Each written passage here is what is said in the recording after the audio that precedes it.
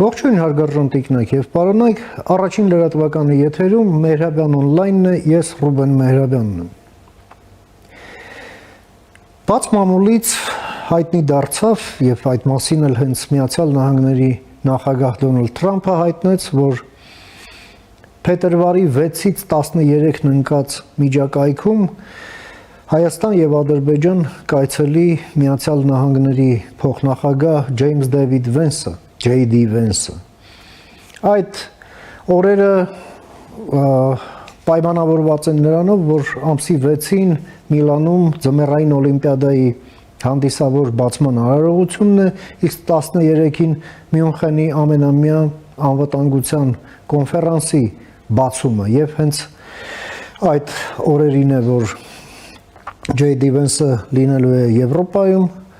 Արևելյան կիսագնդում եւ հենց այդ միջակայքում էլ այցելելու է Երևան եւ Բաքու։ Անկախ Հայաստանի պատմության մեջ տարբեր ամերիկյան պաշտոնյաներ են այցով եկել Հայաստան, սակայն դրանց շարքում չի եղել փոխնախագահը։ Պետքարտուղարել է եղել, բայց ոչ փոխնախագահ։ Սա պատմական այց է լինելու արդեն ինքնին փաստով։ Սակայն JD Vance-ը, ինչպես ասում են, դատարկ ձեռքով չի գալիս։ Եվ հայկական դիվանագիտությունը նաև մեծ աշխատանք է կատարել այս այցը նախապատրաստելու համար։ Աշխատանք ոչ միայն այն հնարավոր դարձնելու համար, այլև որպեսզի այդ այցի ընթացքում Հայաստանի համար վճռորոշ փաստաթղթեր ստորագրվեն, ի շարունակություն այն տրամաբանության, որի հիմքերը դրվեցին 25 թվականի հունվարի 14-ին, օգոստոսի 8-ին, 26 թվականի հունվարի 14-ին, որոնք փաստաթղթեր են նախ տարածաշրջանում խաղաղության մասին, պատերազմն ավարտելու մասին, այլևս թույլ չտալու մասին, այդ թույլ չտալու հիմքերը ստեղծելու մասին եւ հենց այդ հիմքում Հայաստան Միացյալ Նահանգներ ռազմավարական գործընկերության հենց փաստն ինքնին եւ դրա նյութականացումը։ Փորձենք հասկանալ սրա նշանակությունը եւ այդ նպատակով ես մի հարգարժան հյուր եմ հրավիրել մեր տաղավարում, սիրով ուզում եմ ներկայացնել, մեր հյուրն է քաղաքագետ, հայկական խորհրդի փորձագետ Ռոբերտ Ղևոնդյանը, բարով եք եկել պարոն Ղևոնդյան, ուրախ եմ նորից ձեզ տեսնել, շնորհակալ եմ հրավերս ընդունելու համար։ Եվ ուրեմն JD Vance-ը ժամանում է Հայաստան եւ պաշտոնական Երևանը առայժմ այդ մասին ոչինչ չի խոսում, բայց կան բաց աղբյուրներ, ի վերջո հայտնում է հենց Միացյալ Նահանգների նախագահը այդ մասին եւ որքան էլ որ պաշտոնական Երևան նստամենայնիկ թողնի վերջին կամ նախավերջին օրվանը, հա, հենց այցից 5 պակաս, այսպես ասենք, այնուամենայնիվ արժի հասկանալ, թե սա ինչ է նշանակում Հայաստանի համար։ Հաշվի առնելով արդեն այս հունվարի 14-ի փաստաթուղթը, որը ըստ էության փաստաթուղթ է հենց առաջիկա 1 դարի համար, ընդ որում սա, այսպես են, ֆիգուրալ ճարտասանություն չի, այլ շատ կոնկրետ ժամկետը հենց 1 դարի մասին է։ Համեցեք, պարոն։ Շնորհակալություն։ Եկեք նախ ուշադրություն դարձնենք, թե ինչ է ընկնում ձեր նշած օրերի ընթացքում, փետրվարի 6-ից 13-ի ընթացքում, մի խորհրդանշական օր նրանով, որ լրանում է 6 ամիսը, ինչ օգոստոսի 8-ին կնքվեց համաձայնագիր Հայաստանի, Ադրբեջանի եւ Միացյալ Նահանգների միջև եւ Վենսի այցելությունը Հայաստան եւ նաեւ Ադրբեջան, ինչի մասին նույնպես հաղորդել է Թրամփը, նշանավորում է այն, որ փաստացի այդ օրվանից հետո, օգոստոսի 8-ից հետո բավական մեծ թափով գործընթացներ են իրականացվել եւ Վենսի այցելությունը պետք է նոր խթան հաղորդի այդ գործընթացների հետագա զարգացմանը։ Իհարկե այդ գործընթացները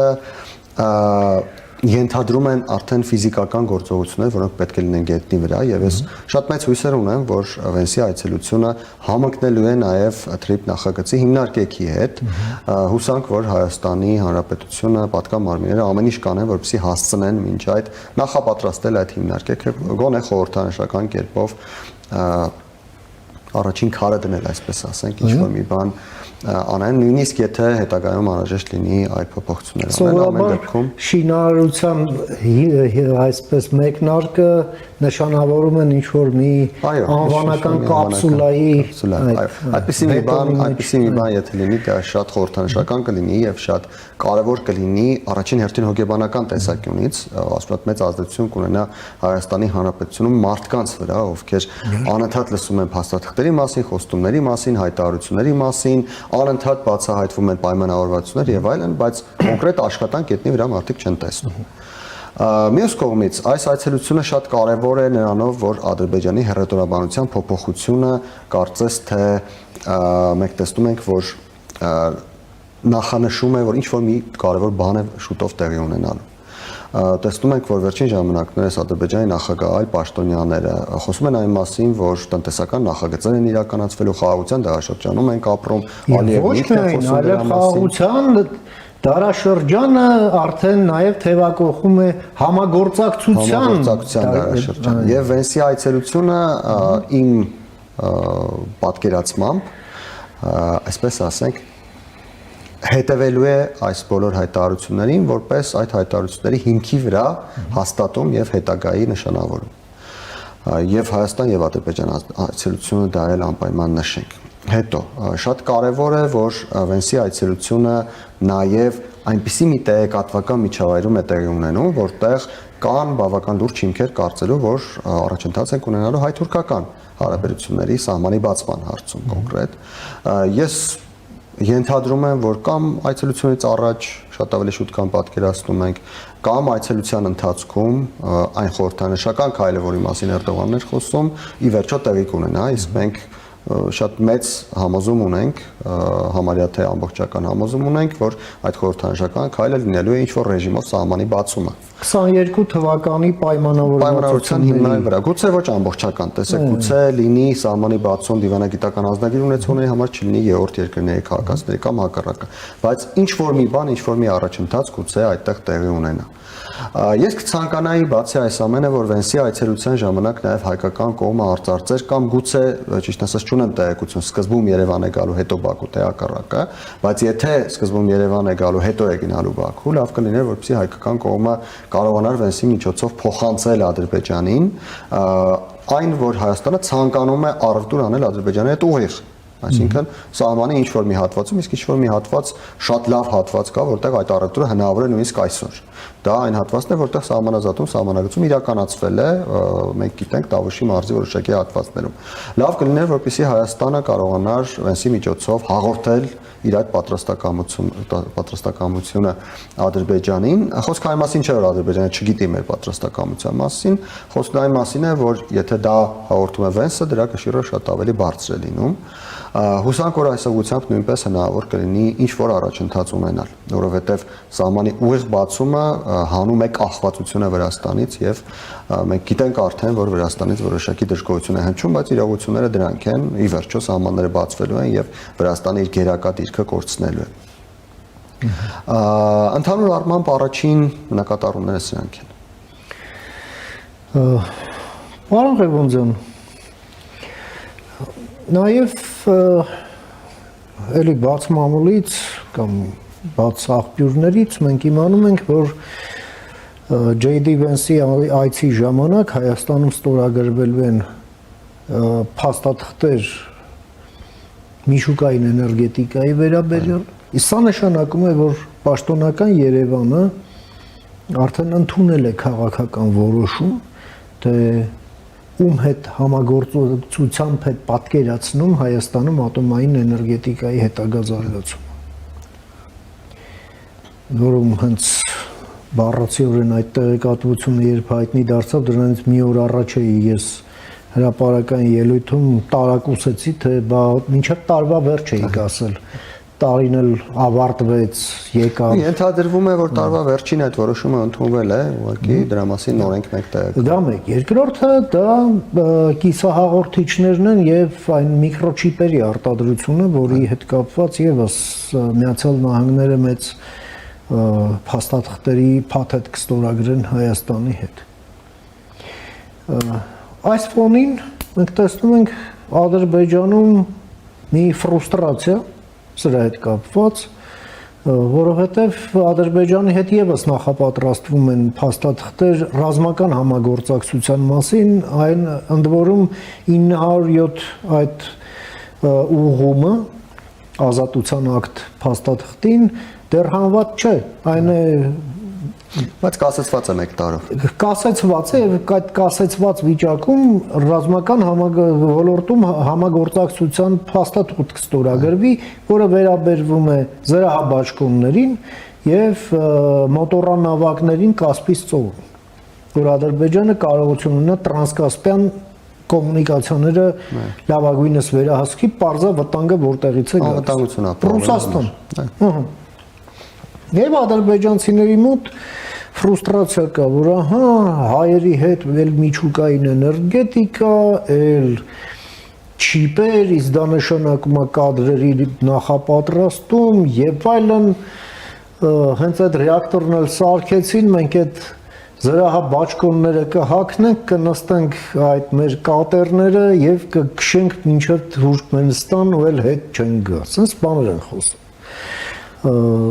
Ինչի մասին է խոսքը։ Նախ նշեմ, որ այո, այս անգամ շատ ավելին է կարծես թե օրակարգը, քան ենթադրվում էր օգոստոսի 8-ով։ Ինչ նկատի ունեմ։ Կիսահաղորդիչների ոլորտում Հայաստանը եւ Միացյալ Նահանգները ստորագրել էին փաստաթուղթ, ըստ որի փաստացի Հայաստանը դառնում էր ընդամենը հաբ կամ պահեստ, որտեղ պիտի այն ժամանակ խոսվում էր Nvidia ընկերության մասին, Nvidia-ի չիպերը պահեստավորվեին եւ Հայաստանից առաքվեին տարբեր երկրներ։ Այս անգամ կարծես թե խոսք է գնում արդեն արտադրության մասին եւ ոչ թե միայն պահեստավորման մասին։ Իհարկե արտադրություն ասելով էլ մենք պետք է հասկանանք, որ միայն հավաքման գործընթացների մասին է խոսքը գնում, կոնկրետ, չգիտեմ, մետաղների մշակման կամ չիպերի ծրագրավորման հարցերը դժվար թե Հայաստանում լուծվեն, բայց ինչև է։ Խնդիրը դա չէ, խնդիրն այն է, որ արտադրությունը սա այլ մակարդակ է։ Պահեստավորումը բացարձակ այլ մակարդակ է։ Եվ ես հասկանում եմ ադրբեջանցիների անհանգստությունը այս առիթով, որովհետև ներկա աշխարհում այդ կիսահաղորդիչային մետաղների հիմքով չիպերի արտադրությունը կարելի ասել ամենաբարձր մակարդակն է, որին տնտեսական առումով կարող է մասնակից լինել որևէ պետություն, այն էլ այնպիսի պետություն, ինչպիսին Հայաստանի Հանրապետությունն է, որը երկար տարիներ, եկեք անկեղծ լինենք, տեխնոլոգիական առումով շարունակել է ռուսական, սովետական, հետո ռուսական հնացած եւ բարոյապես եւ ֆիզիկապես մաշված տեխնոլոգիաներին հետևել։ Եվ այսօր Հայաստանը դուրս է գալիս այս արատավոր շրջանից եւ կարողանում է մաս դառնալ աշխատանքի համաշխարհային նոր բաժանման գործընթացի, որի շրջանակներում ամեն պետություն իր հնարավորությունների չափով բերելու է եւ անվտանգություն, եւ տնտեսական հնարավորություններ, եւ հետագա աշխարհում շահավետության ավելի մեծ հնարավորություններ է կարողանալու ստանալ, եւ ենթակառուցվածքներում մասնակցության եւ ենթակառուցվածքների տարբեր գծերում ինտեգրվելու հնարավորություններ, որովհետեւ տեսեք, ավելի կոնկրետ, որպեսզի ավելի հասկանալի լինի, եթե երկրում կա չիպերի արտադրություն, ակնհայտորեն եւ տարածաշրջանի եւ փոքր ավելի հեռու գտնվող երկրները ցանկանալու են ունենալ ուղիղ հաղորդակցություն այդ երկրի հետ, որպեսզի այդ չիպերից կարողանան օգտվել, գնել եւ օգտագործել։ Ինչը նշանակում է, որ Հայաստանի Հանրապետությունով անցնող ճանապարհները, Հայաստանի Հանրապետությունով անցնող, չգիտեմ, էլեկտրական գծերը, Հայաստանի Հանրապետությունով անցնող երկաթուղիները եւ այլն, մալոխները լինելու են շատ հետաքրքիր շատերի համար, որովհետեւ, ինչպես ասացի, հասանելիությունը շատ կարեւոր է լինելու Հայաստանի Հանրապետությանը։ Սա իր հերթին նշանակում է, որ Ադրբեջանի երկարամյա քաղաքականությունը Հայաստանը բլոկադայի մեջ պահելու, Հայաստանի զարգացումը թույլ չտալու, այլևս իրենց կառավարելիության տիրություն չի լինում։ Տեսեք, մի բան հիշեցնեմ, պարոն Ղեբոջյան։ Անցյալ տարի հունվարին էր, հենց նոր տարին հենց բոլորեց, Ալիևը մի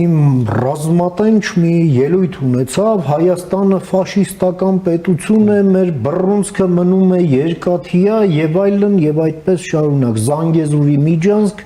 Արևմտյան Ադրբեջան, վերադարձ եւ այլն եւ այդպես շարունակ։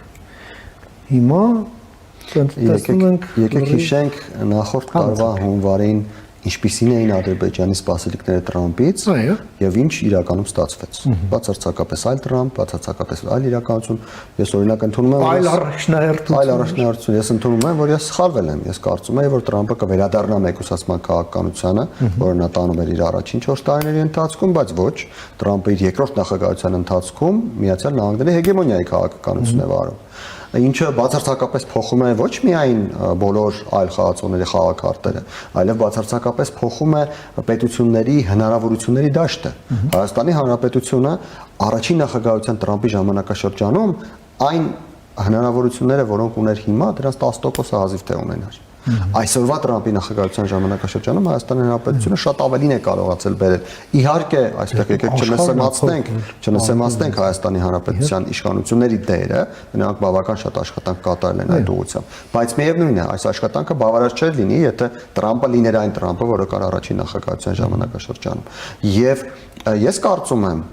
եւ նորմալ է, որ Ադրբեջանում եւս գնահատել էին Տրամպի վերադարձը այն Տրամպի տրամաբանության մեջ, որը կար նախկինում։ Եվ ձեր նշած հայտարարությունները կապված էին նրա հետ, որ Ադրբեջանը կարծում էր, թե հնարավորություն է ունենալու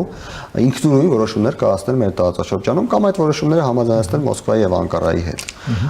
Նոր Տրամպը եկավ եւ այդ հնարավորություններից զրկեց Բաքվին։ Նոր Տրամպը եկավ եւ ասաց, որ բոլոր տեղերում ես եմ որոշումներ կայացնում, այլևս այն ժամանակը չէ, այն Տրամպը չէ, որը թույլ էր տալիս տարածաշրջանային երկրներին ինքնուրույն համաձայնությունների գալ եւ գործողություններ իրականացնել, որոնցից մեկը 2020 թվականի 44-օրյա պատերազմն էր։ Եվ այսօր այդ տրամաբանության մեջ Հայաստանում տնտեսական զարգացման հնարավորությունները, էներգետիկ զարգացման հնարավորությունները, այո, հուսանք, որ Հայաստանի իշխանությունները վերջապես այդ որոշումը կայացրել են եւ դրա մասին մենք Վենսի այցի արդյունքում կիմանանք։ Այդ ամենը բերում է նրան, որ Հայաստանի հնարավորությունները աճում են եւ Հայաստանը քայլ առ քայլ դուրս է գալիս Բաքվի ազդեցության տարածությունից։ Թեև 44-րդ պատերազմից եւ հատկապես 2023 թվականի սեպտեմբերյան իրադարձություններից հետո Ադրբեջանը կարծում էր, թե իրենք կարողացել են տարածաշրջանում սուբ հեգեմոն կարգավիճակ ձեռք բերել։ Բայց այսօր ստացվում է բացարձակապես այլ բան։ Ստացվում է, որ Ադրբեջանին ցույց են տալիս իր տեղը, Ադրբեջանը, այո, կարևոր պետություն է, առանցքային պետություն է, Ադրբեջանը պետք է համագործակցի աշխարհի հետ, բայց նա չունի ազդեցություն Հայաստանի Հանրապետության նկատմամբ, չպետք է ունենա ազդեցություն, եւ Հայաստանի Հանրապետությունն ինքնիշխան պետությունն է, ինքն էլ իր որոշումներն է կայացնելու։ Անկախ նրանից, որ մինչեւ 2022 թվականը մենք դարեր շարունակ մեկ Կոստանդնուպոլիսից ենք որոշումներ կայացնելու հարցում խնդրել մեզ ուղղորդել մեկ Մոսկվայից, մեկ, չգիտեմ, այլ մայրաքաղաքներից։ Պարոն Լևոնյան, թվում էր, թե սա լայն հնարավորություն է բացում Հայաստանի առաջ, բայց Հայաստանում ոչ բոլորն են այս մտայնությունը կիսում։ Ոմանք ասում են, ուր է երաշխավորը, չկա երաշխավոր, ասենք Կալաշնիկովով, որ գա կանոնի այնտեղ։ Մեկ երկրորդը, այ դուք եք ասում, որ մեկ երաշխավորը դա ինչ վատ բան է։ Դրա համար այնտեղ պետք է լինի երկու երաշխավոր, որ ասում եք իսկ ով է։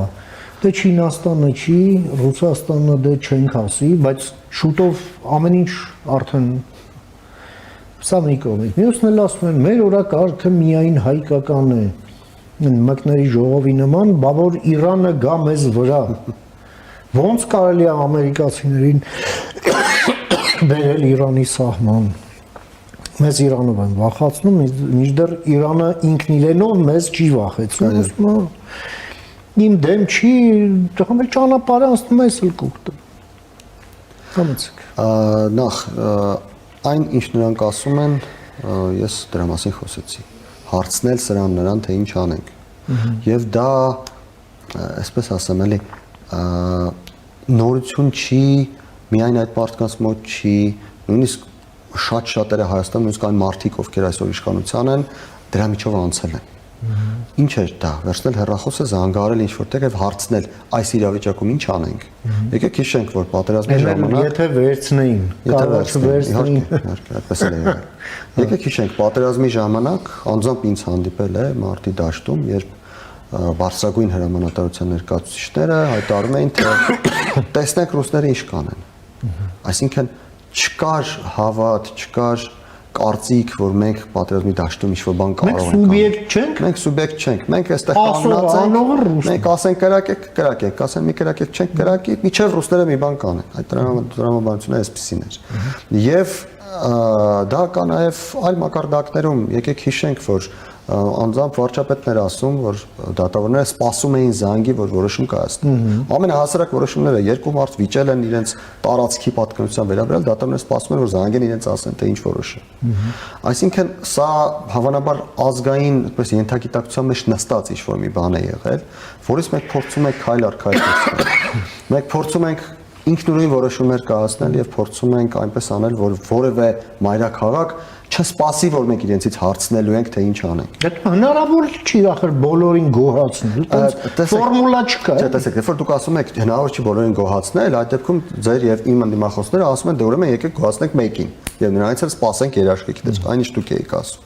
Խնդիրը հետեւյալն է, եկեք չփորձենք ոչ մեկին գոհացնել։ Մենք գոհ ենք, թե մենք լինենք գոհ։ Ինչ որ մեկին ինչ որ բան դուրս չի գալիս, Իրանին դուրս չի գալիս, Վրաստանին դուրս չի գալիս, Ռուսաստանին դուրս չի գալիս, Թուրքիային դուրս չի գալիս, ում որ ինչ որ մի բան դուրս չի գալիս, թող իրենք մտածեն դրա մասին, ինչու ենք մենք մտածում դրա մասին։ Թող գան մեզ համոզեն, խնդրեն, ինչ որ մի բան առաջարկեն, մենք էլ դրանց դիմաց հասկանանք, իրենց ցանկած ծանենք, թե չանենք, մեզ ձեռնտու է, թե ձեռնտու չի։ Այն ինչ անում են նորմալ ինքնիշխան պետությունները ամբողջ աշխարհում։ Այո, բոլորը ամբողջ աշխարհում երկար ժամանակ, բացի այն երկրներից, որոնք, ինչպես դուք ասացիք, երաշխավոր են ման գալիս եւ փորձում են այդ երաշխավորի ազդեցությամբ ինչ-որ մի բան փոխել։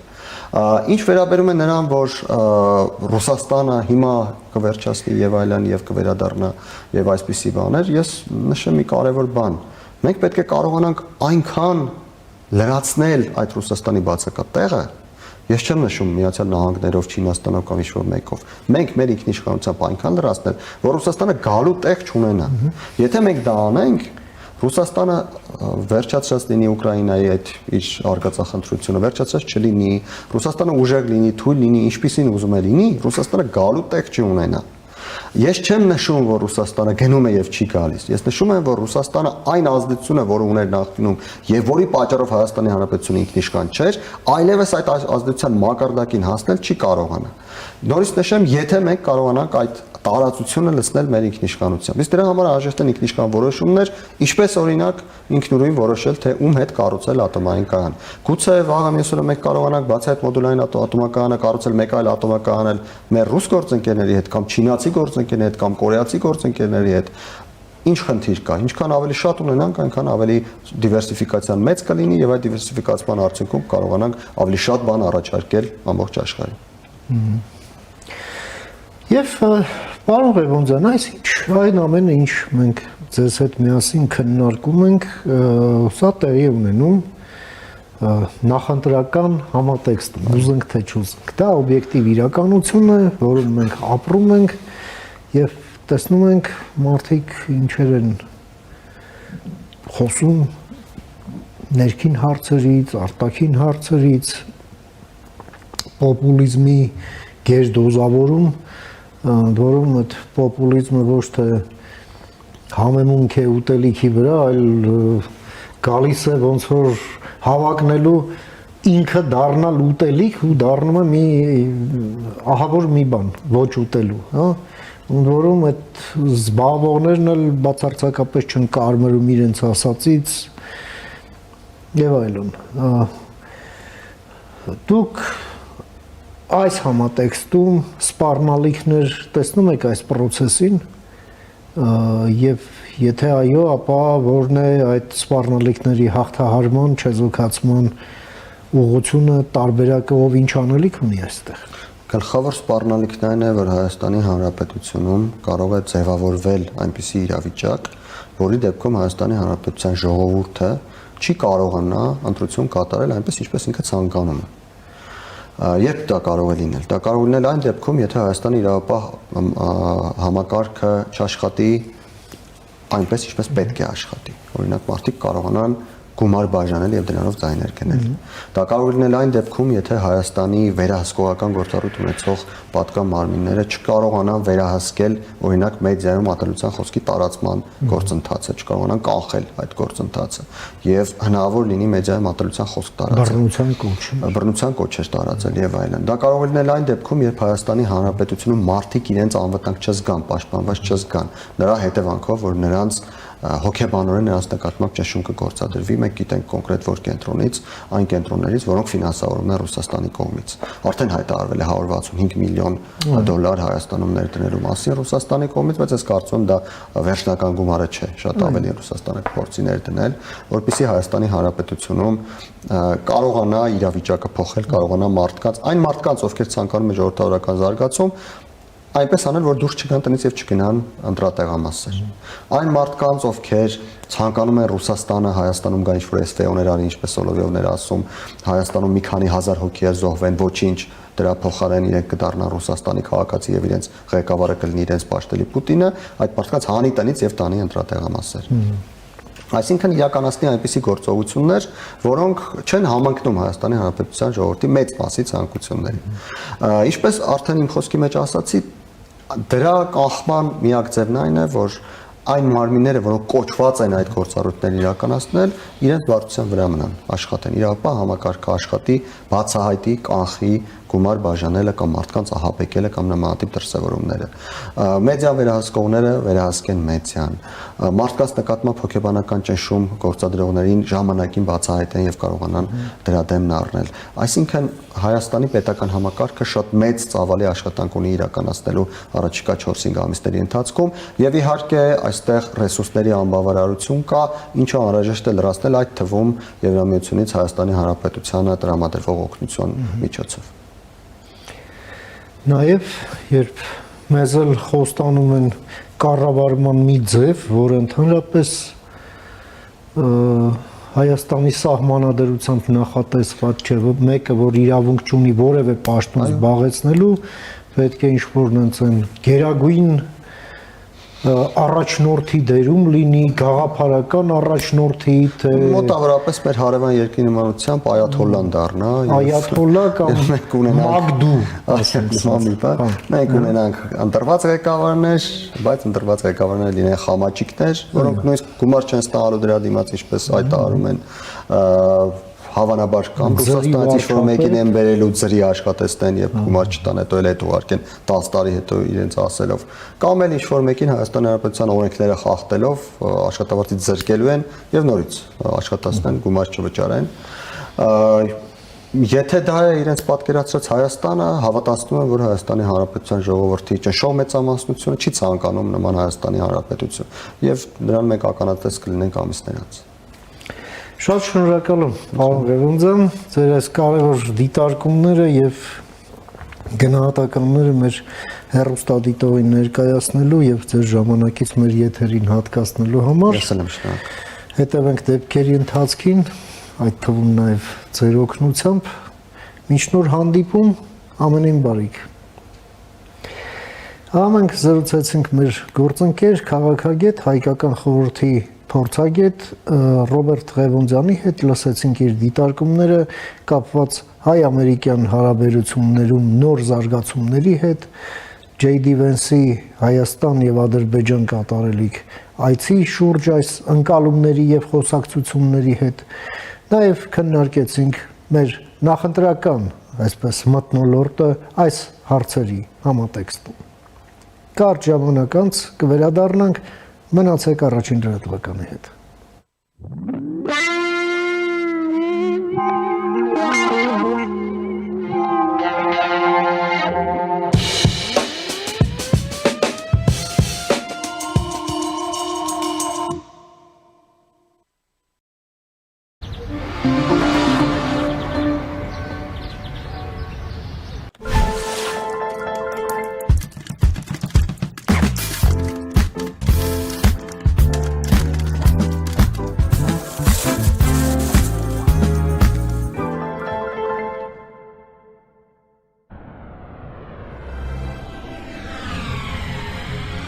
2026-ին Եվրոպան 75%-ով ավելի մոտ է լինելու։ Իդեալ համակարգը բացում է եվրոպական որակի եւ նրբագեղության դռները ձեր առաջ։ Հնարավորություն ընձեռելով ձեռք բերել եվրոպական արտադրողների լավագույն նմուշների նշված տեսականին մինչև 75% բացառիկ զեղչով։ Կան տարբերակներ, կա իդեալական տարբերակ։ Մանրամասները idealsystem.am Իդեալ համակարգ դեպի կատարելություն։ Մինչև հունվարի 31-ը Fast Bank-ի ցանկացած վիզա ակնքարտով գնիր ֆիլմի 1 տոմս Cinema Star-ի Dalma եւ Rio մոլերի մասնաճյուղերից եւ երկրորդ տոմսը ստացիր նվեր։ 2 տոմս, 2-ը նվեր։ Եվ այսպես շարունակ։ Եթե չունես վիզա ակնքարտ, պատվիրիր Fast Bank Mobile-ով։ Դե ինչ, բարի դիտում։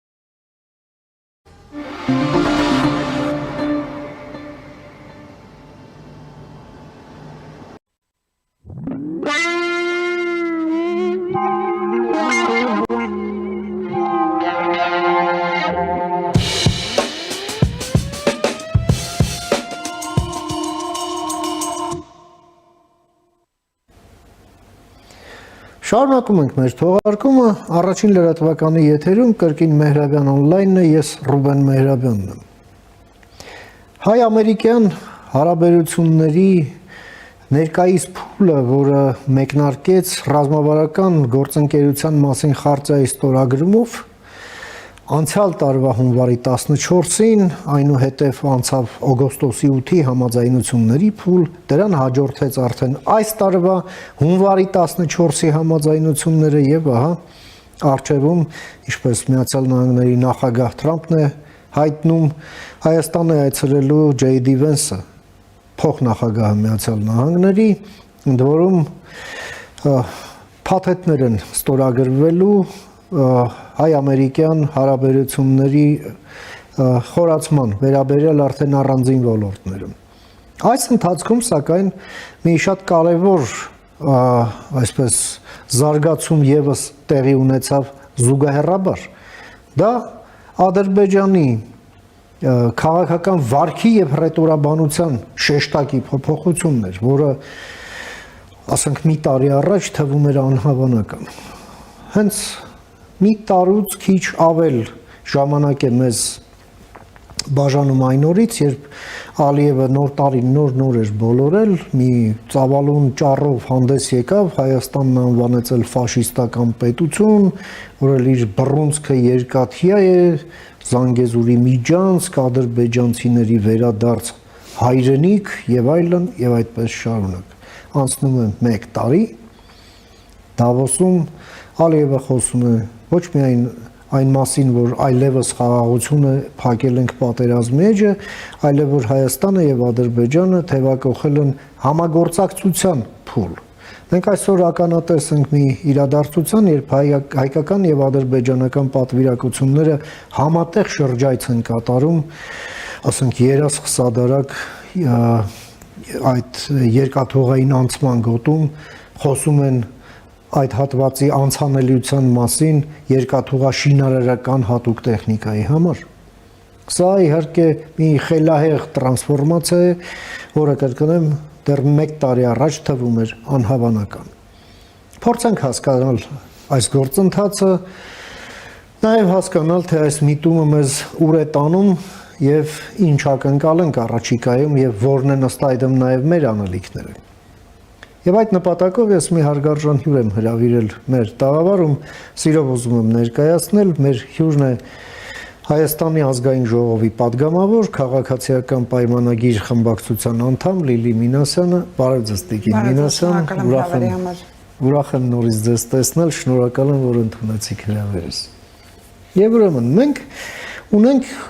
երկու զուգահեռ ոչ միայն զուգահեռ, այլ փոխկապակցված process-ներ, որոնք ընթանում են ասած կողք կողքի եւ փոխադարձաբար սնուցում մեկը մյուսին։ Դա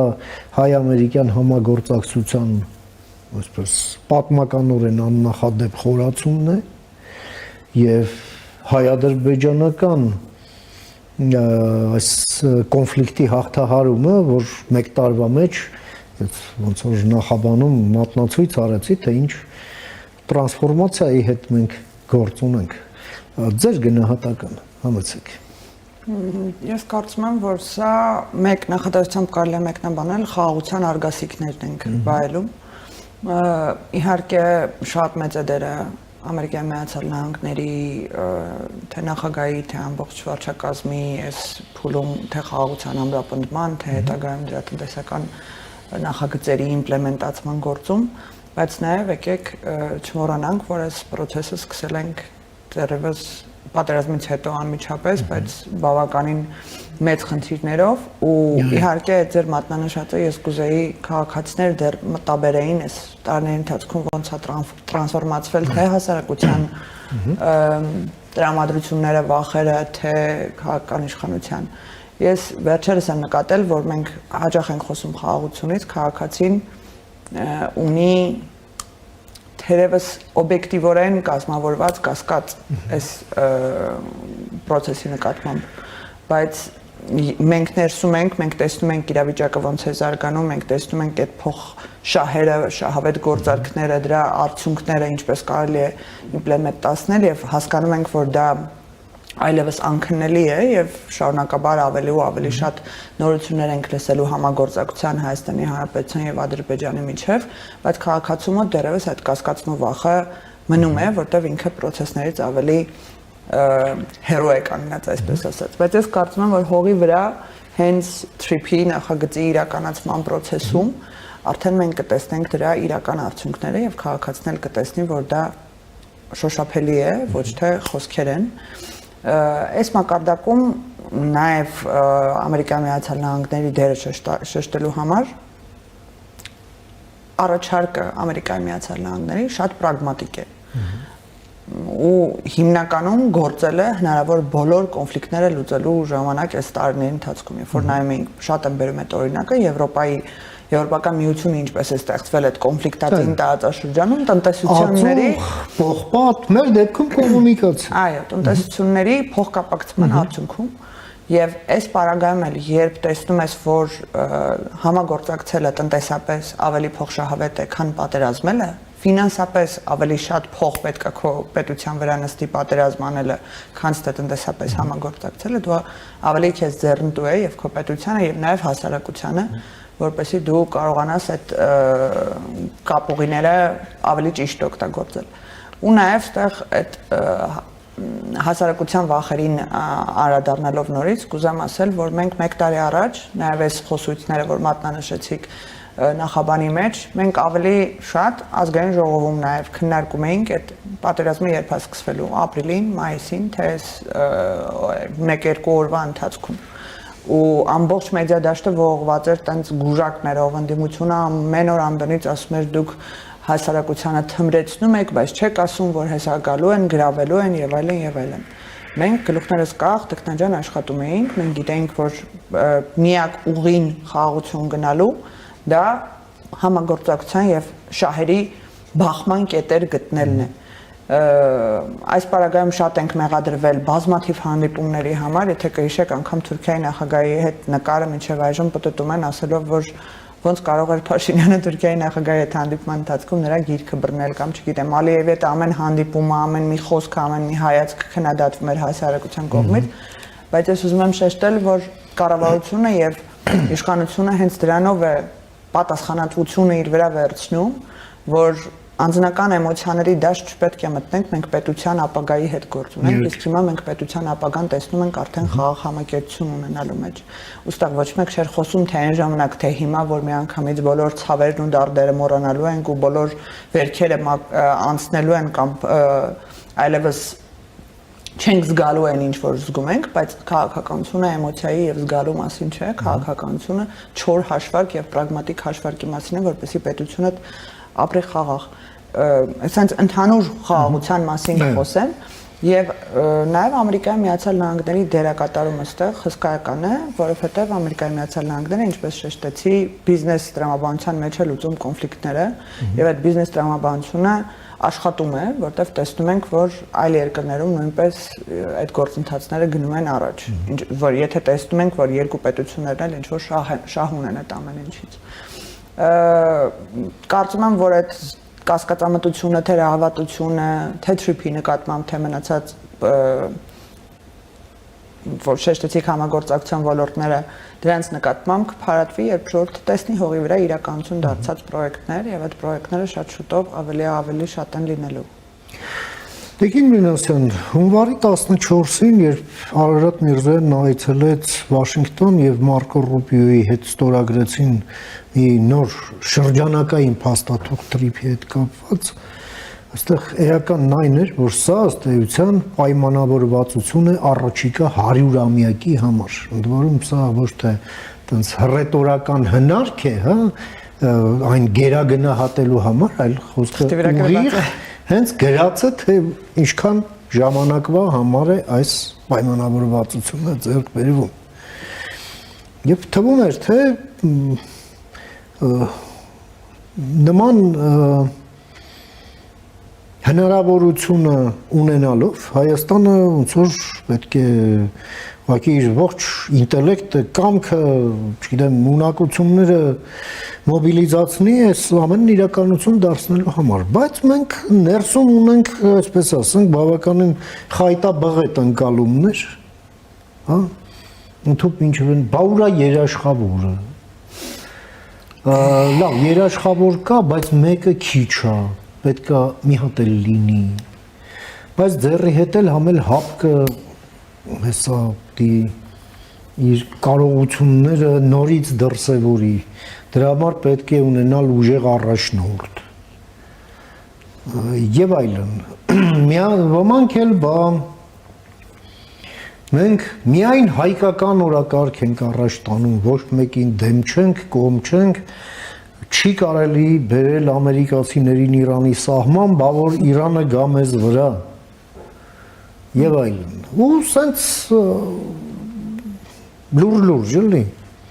Համաց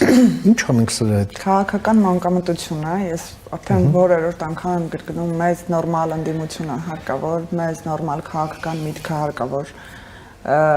Հերթով անցնենք էլի կետերով, առաջինը ասում են երաշխավորա պետք, որ հարցին ի պատասխան են ասում երաշխավորա պետք գիտեք, որ ասում են թրիփի մասին ինչ կարծիք ունեք, ասում են երաշխավորա պետք, որովհետև խաղաղության պայմանագրի տակ Թրամփի կարգավիճակը վկայի կարգավիճակ է։ Ինչ կապ ունի խաղաղության պայմանագրի թուղթը, որը Հայաստան-Ադրբեջան խաղաղության պայմանագրի նախաստորագրումն էր, եւ TRIP նախագիծը, որ Հայաստան-ԱՄՆ նախագիծն է, եւ ԱՄՆ-ը, եթե պետության հետ պետությունը կնքում է պայմանավորվածություն, ըստ այդ պայմանավորության, ԱՄՆ-ն ներդրումներ է կատարում տվյալ պետության մեջ։ Այդտեղ երրորդ երաշխավորը ինչ պետք է անի, այսինքն երրորդ երկիրը պետք է երաշխավորի ԱՄՆ ներդրումը, ինչ պետք է անի այդ երրորդ երաշխավորը։ Եթե խոսքը գնում է խաղաղության պայմանագրի վերաբերյալ երաշխավորի փնտրտուքին, մենք տեսել ենք երաշխավորներ, մենք տեսել ենք, ունեցել ենք այս ընթացքում, եթե կհիշեք, մենք էլ էինք ժամանակին ասում երաշխավորի ինստիտուտա պետք, որպեսզի կարողանանք հասկանալ, որ այս գործընթացները վաղը մսոր իջիկ չեն դառնալու։ Եթե խաղաղության պայմանագրի մասին է երաշխավորի ինստիտուտը հարկավոր եւ Թրամփի վկայի կարգավիճակը նրանց բավարար չէ, ապա ես կարծում եմ, որ Հայաստան-Ադրբեջան հարաբերությունների լավագույն ձևաչափը դա երկկողմ բանակցություններն են, որովհետեւ այդ ընթացքում չկան այն միջնորդները, որոնք ունեն շատ կոպիտ բառերով ասեմ, փայ այդ երաշխավորությունից, որովհետև ցանկացած պետություն ունի իր շահագրգռվածությունը տվյալ երկու երկրների կոնֆլիկտը կամ սառեցնելու կամ հարատևելու, ոնց որ ունեցել ենք այս 30 տարվա մեջ, կամ լուծելու եւ լուծման մեջ էլ իրենց փայը պետք է ունենան։ Հիմա այս պարագայում մենք կարողացել ես այդ եմ ասում, որ կոնֆլիկտը հարատևելու համար անկեղծ ասեմ, նրանք կանգնել են երաշխավոր։ Ու այդ ընթացքում երևի բարկացնում է հենց նրանց այն, որ վերջապես այս կոնֆլիկտը իր հանգուցալուծումն է ունեցել։ Եվ այստեղ էական նշանակություն ունի խաղաղության պայմանագրի թուղթը, ասում են թուղթը, շատ լավ հիշում եմ, էլի մեր ընդդիմությունը ամբողջից թափահարում էր այդ թուղթը, ասում էր թղթի կտոր է։ Այդ թղթի կտորը, երբ որ իմպլեմենտացիան տեսնում ենք, իրականություն դարձած լինելը ապացուցում է ցորենի տարանցիկ ճանապարհով ներմուծումը, նավթամթերքի ներմուծումը Ադրբեջանից, շատ շուտով ունենալու ենք բազմաթիվ sense տնտեսվարողներ, որոնք Ադրբեջանից որևիցե ապրանք ներմուծում են կամ հակառակը Հայաստանից փորձելու են, այո, տանելու են ԵԱՏՄ տարածք ավելի կարճ ճանապարհով։ Դրա լավագույն լուծում, դրա լավագույն ապացույցն է այս trip նախագիծը, որը նշանակում է երկաթուղիները իրար հետ կապվելու են ավելի լայն տարածաշրջաններ հասնելու համար։ Հիմա այստեղ նորից եմ կրկնում, երաշխավորությունը խաղաղության պայմանագրի, այս տնտեսական նախագծերն են, ու այս տնտեսական նախագծերը թե երկկողմ են, թե եռակողմ են, թե բազմակողմ են։ Այո։ Իսկ այն տնտեսական նախագծերի էֆեկտը տեղի է ունենալու թե Հայաստանի Հանրապետության տնտեսության վրա, թե խաղաղության վրա, թե անվտանգության վրա, որտեղ անվտանգության երաշխիքը նաև ամերիկյան կապիտալը Հայաստանի Հանրապետությունում։ Անվտանգության երաշխիքը նաև այլ պետությունների համար, որտեղ այդ պետությունները ինքնին շահագրգռված պետք է լինեն այդ երկաթուղու անխոչնդոտ աշխատանքի համար, որտեղ այդ երկաթուղով անցնելու են իրենց բեռները արևելքից արևմուտք։ Այսինքն թե արևելյան պետությունները, թե արաբական պետությունները, թե եվրոպական պետությունները շահագրգռված են լինելու, որպեսզի Հայաստանի տարածաշրջանը լինի խաղաղ եւ հանգիստ, որպեսզի այդ բեռնափոխադրումները անցնեն նորմալ։ Ինչ վերաբերում է Իրանի թեմային, Իրանի մասով մեկ-մեկ ինձ թվում է պատվիրակություններ շուտով կգործուղվեն Իրան, որպեսզի ասեն ինչի չեք դեմ արտահայտվում Հայաստանի դեմ։ Հայաստանից կգնան պատվիրակություններ, որպեսզի Իրանին տրամադրեն Հայաստանի դեմ։ Օրն ու բուն խոսում են Իրանի քաղաքական շահերի մասին, իսկ կարող մեր պետական շահի մասին մտածեք, մեր պետական շահից խոսակ ու մենք կարողանում ենք մեր գործընկերների հետ կոմունիկացնել, որ նրանց դեմ որևիցե գործողություն չի նախապատրաստվում, նրանց քաղաքական շահերը հաշվի են առնվում այդ նախագծում, փորձագետներ կան, ինչ որ ալիա ռուսամե հետ պատտվում, ասում են ամերիկյան ռազմական ներկայությունը ալնելու, այսա տենց հոդվածներ կգրեն, կտանեն, կտպեն Իրանի թերթերում, բայց հայկական ազգանունով մարդիկ էլ շատ ցավոտ է այս ամենը տեսնել։ Իրականում ասում եմ Իրանի գործընկերների հետ այնքան սինխրոն աշխատանք է գնում նաև այս մասով, որ ես վստահ եմ, որ նաև նրանք ունենալու են իրենց շահը այս անցման տարբերակից, որտեղ հյուսիս-հարավ ճանապարհն էլ ավելի էֆեկտիվ գործելու։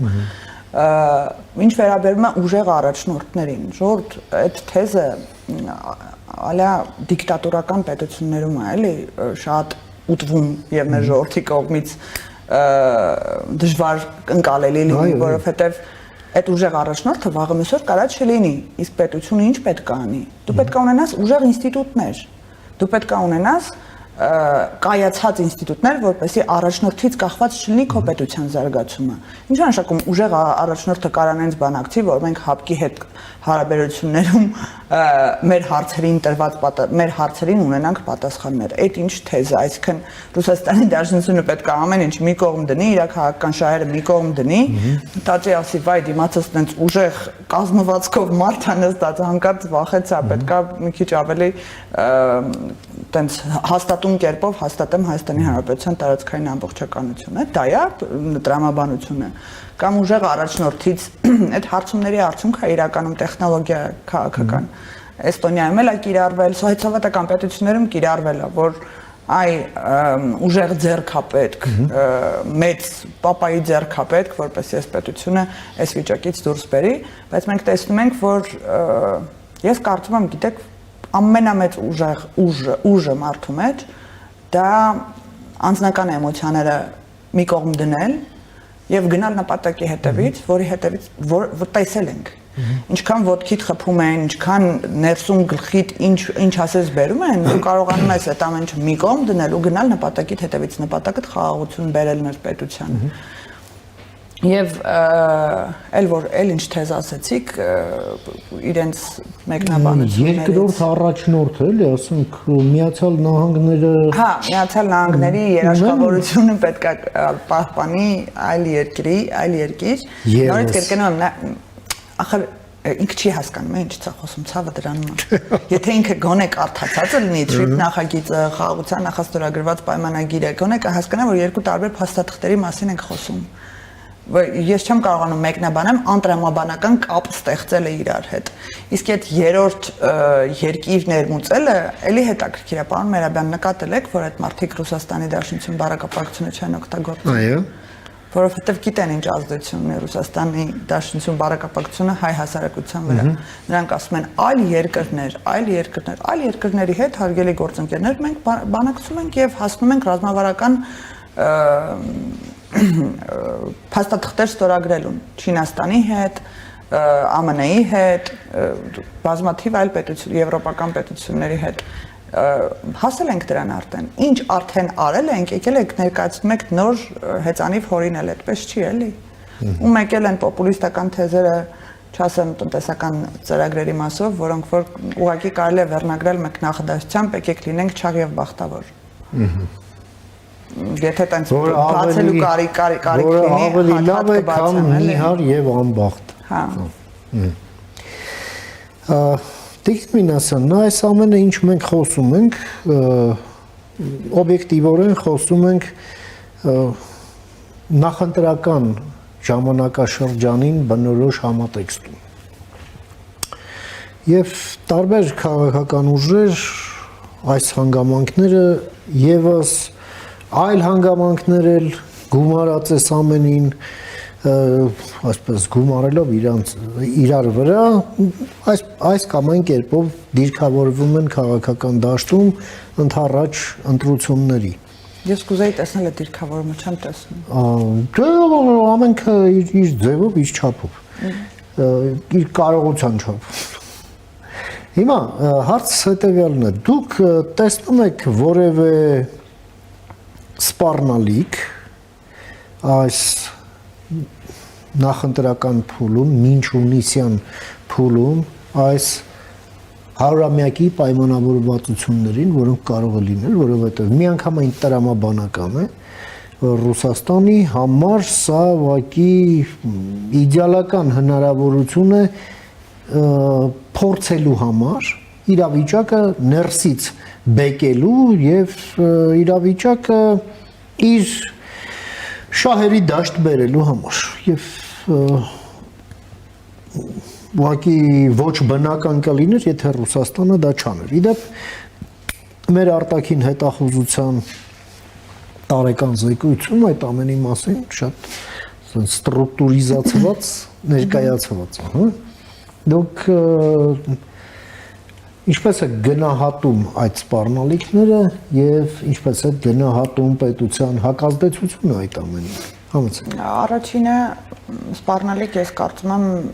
մեզ համար հիբրիդային սպառնալիքներն են, որոնք կարող են արտաքին ուղղորդմամբ ներմուծվել Հայաստան եւ Հայաստանի քաղաքական դերակատարին, բայց ցավը նրանում է, որ այդ արտաքինը ունի ներքին դերակատարներ։ Եթե մենք այդ ներքին դերակատարները ունենայինք, միայն պայքարեինք դրսի հետ, իդեալական կլիներ, այդքան էլ տենց չի։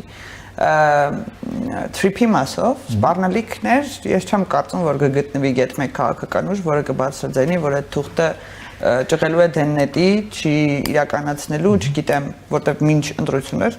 իմպլեմենտացման այլ process-ներ են տեղի ունենալու, ցավալիորեն նրանց համար ասեմ, որ այդ թուղթը իրականություն է դառնալու նաև շատ շուտով, շատ հարցերում տեսնելու ենք արդեն իրական աշխատանքներ։ Այդ մեկ չկա տենց քաղաքական ուժ, որ ասում է կգամ չեղալ կհամարեմ ԱՄՆ-ի հետ հարաբերությունները։ Այո, բայց։ Այո, բայց կգնանք եւս մարդ կբերենք։ Հա, ոչ գիտական ֆանտաստիկայից ինչ որ մտքեր։ Երկրորդ սպառնալիքը դա Գյումրու սցենարն է, որոնք որ նրանք հստակորեն պայմանավորվել են եւ ունեն այդ արդեն բացահայտ են խոսում դրա մասին շատ քաղաքական ուժեր, իհարկե այդ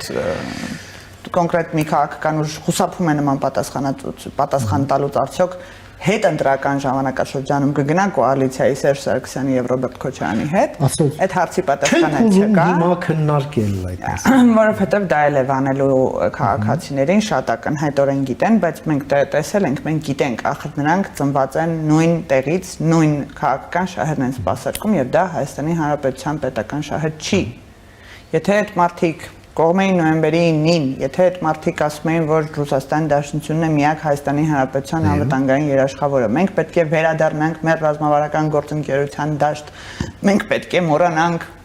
այդ Եվրոպաները, Ամերիկաները մերը չեն։ Մենք մեկը բացա այդ հարցազրույցը տալիս Սալավյովի ասածների վերաբերյալ, ասում է այդ ճիշտ է ասել մարդը, առանց Ռուսաստան մենք կորած ենք։ Այսինքն իրենք բառացի են դա ասում, եւ ցավոք սրտի նրանց համար նրանք չունեն 50+1%, ինչա դա նշանակում սիրելի քաղաքացիներ։ Մինչև ընտրությունները դες հերթական անգամ, ինչպես Գյումրիի քաղաքացիներին խաբելու են, ասելու են մենք իրար հետ չենք միանելու, մենք անջատ ենք, մենք նախկինների հետ կապ չունենք եւ այլն եւ այլն։ Գալու ընտրությունների օրը, ով ինչքան ձայն ունի, գումարելու են ամենաշատ ձայներ ունեցող քաղաքական ուժի շուրջ եւ նրանք ընկեն, եթե իհարկե նրանց մոտ ստացվի, որը շատ խիստ կասկածում եմ, այս խաղաքարտերով էլի, եթե նրանք պետքա վարչապետի 1 դրամ աշխատավարձով գնան նախընտրական քարոզարշավի, շատ խիստ կասկածում եմ, որ նրանք որևիցե տեղ կզբաղեցնեն, բայց ամենայն դեպս պատրաստվում են այդ բոլորով գումարել իրենց ձայները, այսինքն եթե դուք ձեր ձայնը տալու եք Ռոբերտ Քոչարյանին, ձեր ձայնը գնալու է այդ Սամվել Կարապետյանին, Ռոբերտ Քոչարյանին, Սերժ Սարգսյանին, այսինքն նրանք բոլորով միավորվելու են մեկ տաշտակի շուրջ, որտեղ նրանց քաղաքական շահը եւ պետական շահը դա Ռուսաստանի Դաշնության պետական շահն է։ Եվ դրա վառապացույցը, վառագույն ապացույցը այն է, որ մեր ռուսաստանցի բիզնեսմենը մոտ իր բիզնեսների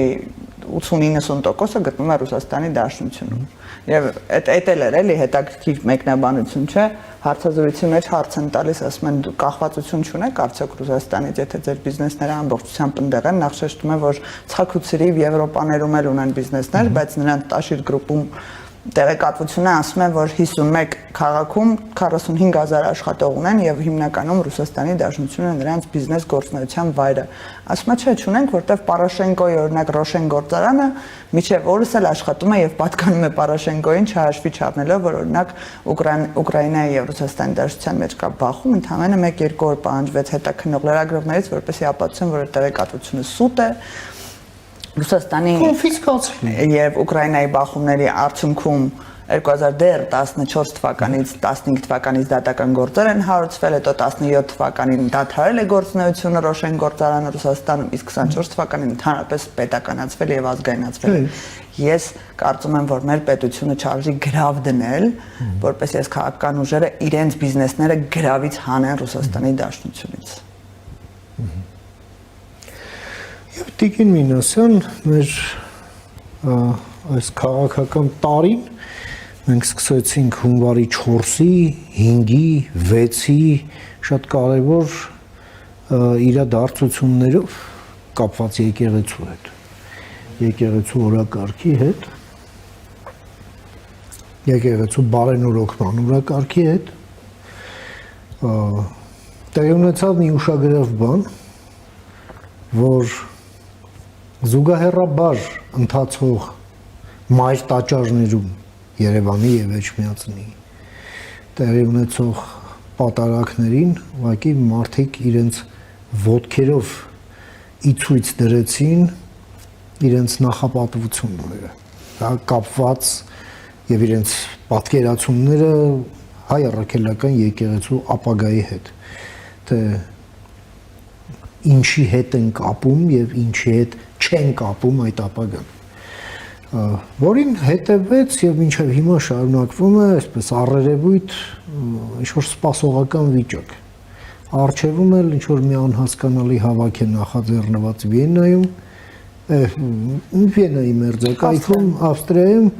որը պարզ չի ինչ օրակարգով, ինչ է լինելու եւ ընդհանրապես այս հետագա ընթացքը մեզ ուր է տանում եւ սպասողական վիճակ առերևույթ որ կա, ինչին ենք սպասում համեցեք։ Չենք սպասում, կարծում եմ, որ հստակ է, մեկնաբանությունը հետեւյալն է, որ կտրիչներ սանը պետք է հեռանա, այդ հեռացումը կլինի շատ քրիստոնեաբար եւ ոչ ստիպողաբար, որտեվ նրան ոնց հասկանում ենք, անգամ այն, որ իր եկեղեցականները իր եպիսկոպոսած դասն է ընդդիմանում, Դա չի հետաքրքրում։ Վարդապետած դասից, քահանայած դասից, եւ ամեն օր երեկել կարծեմ եւս զարգավակ միացավ։ Նրան այդ ամենը չի հետաքրքրում եւ նա ոնց որ թե չի գիտակցում իրականում խնդիրը որտեղ է եւ ինչից է գալիս եւ ես մի անգամ չէ որ ասել եմ որ նա չի իր գլխի տերը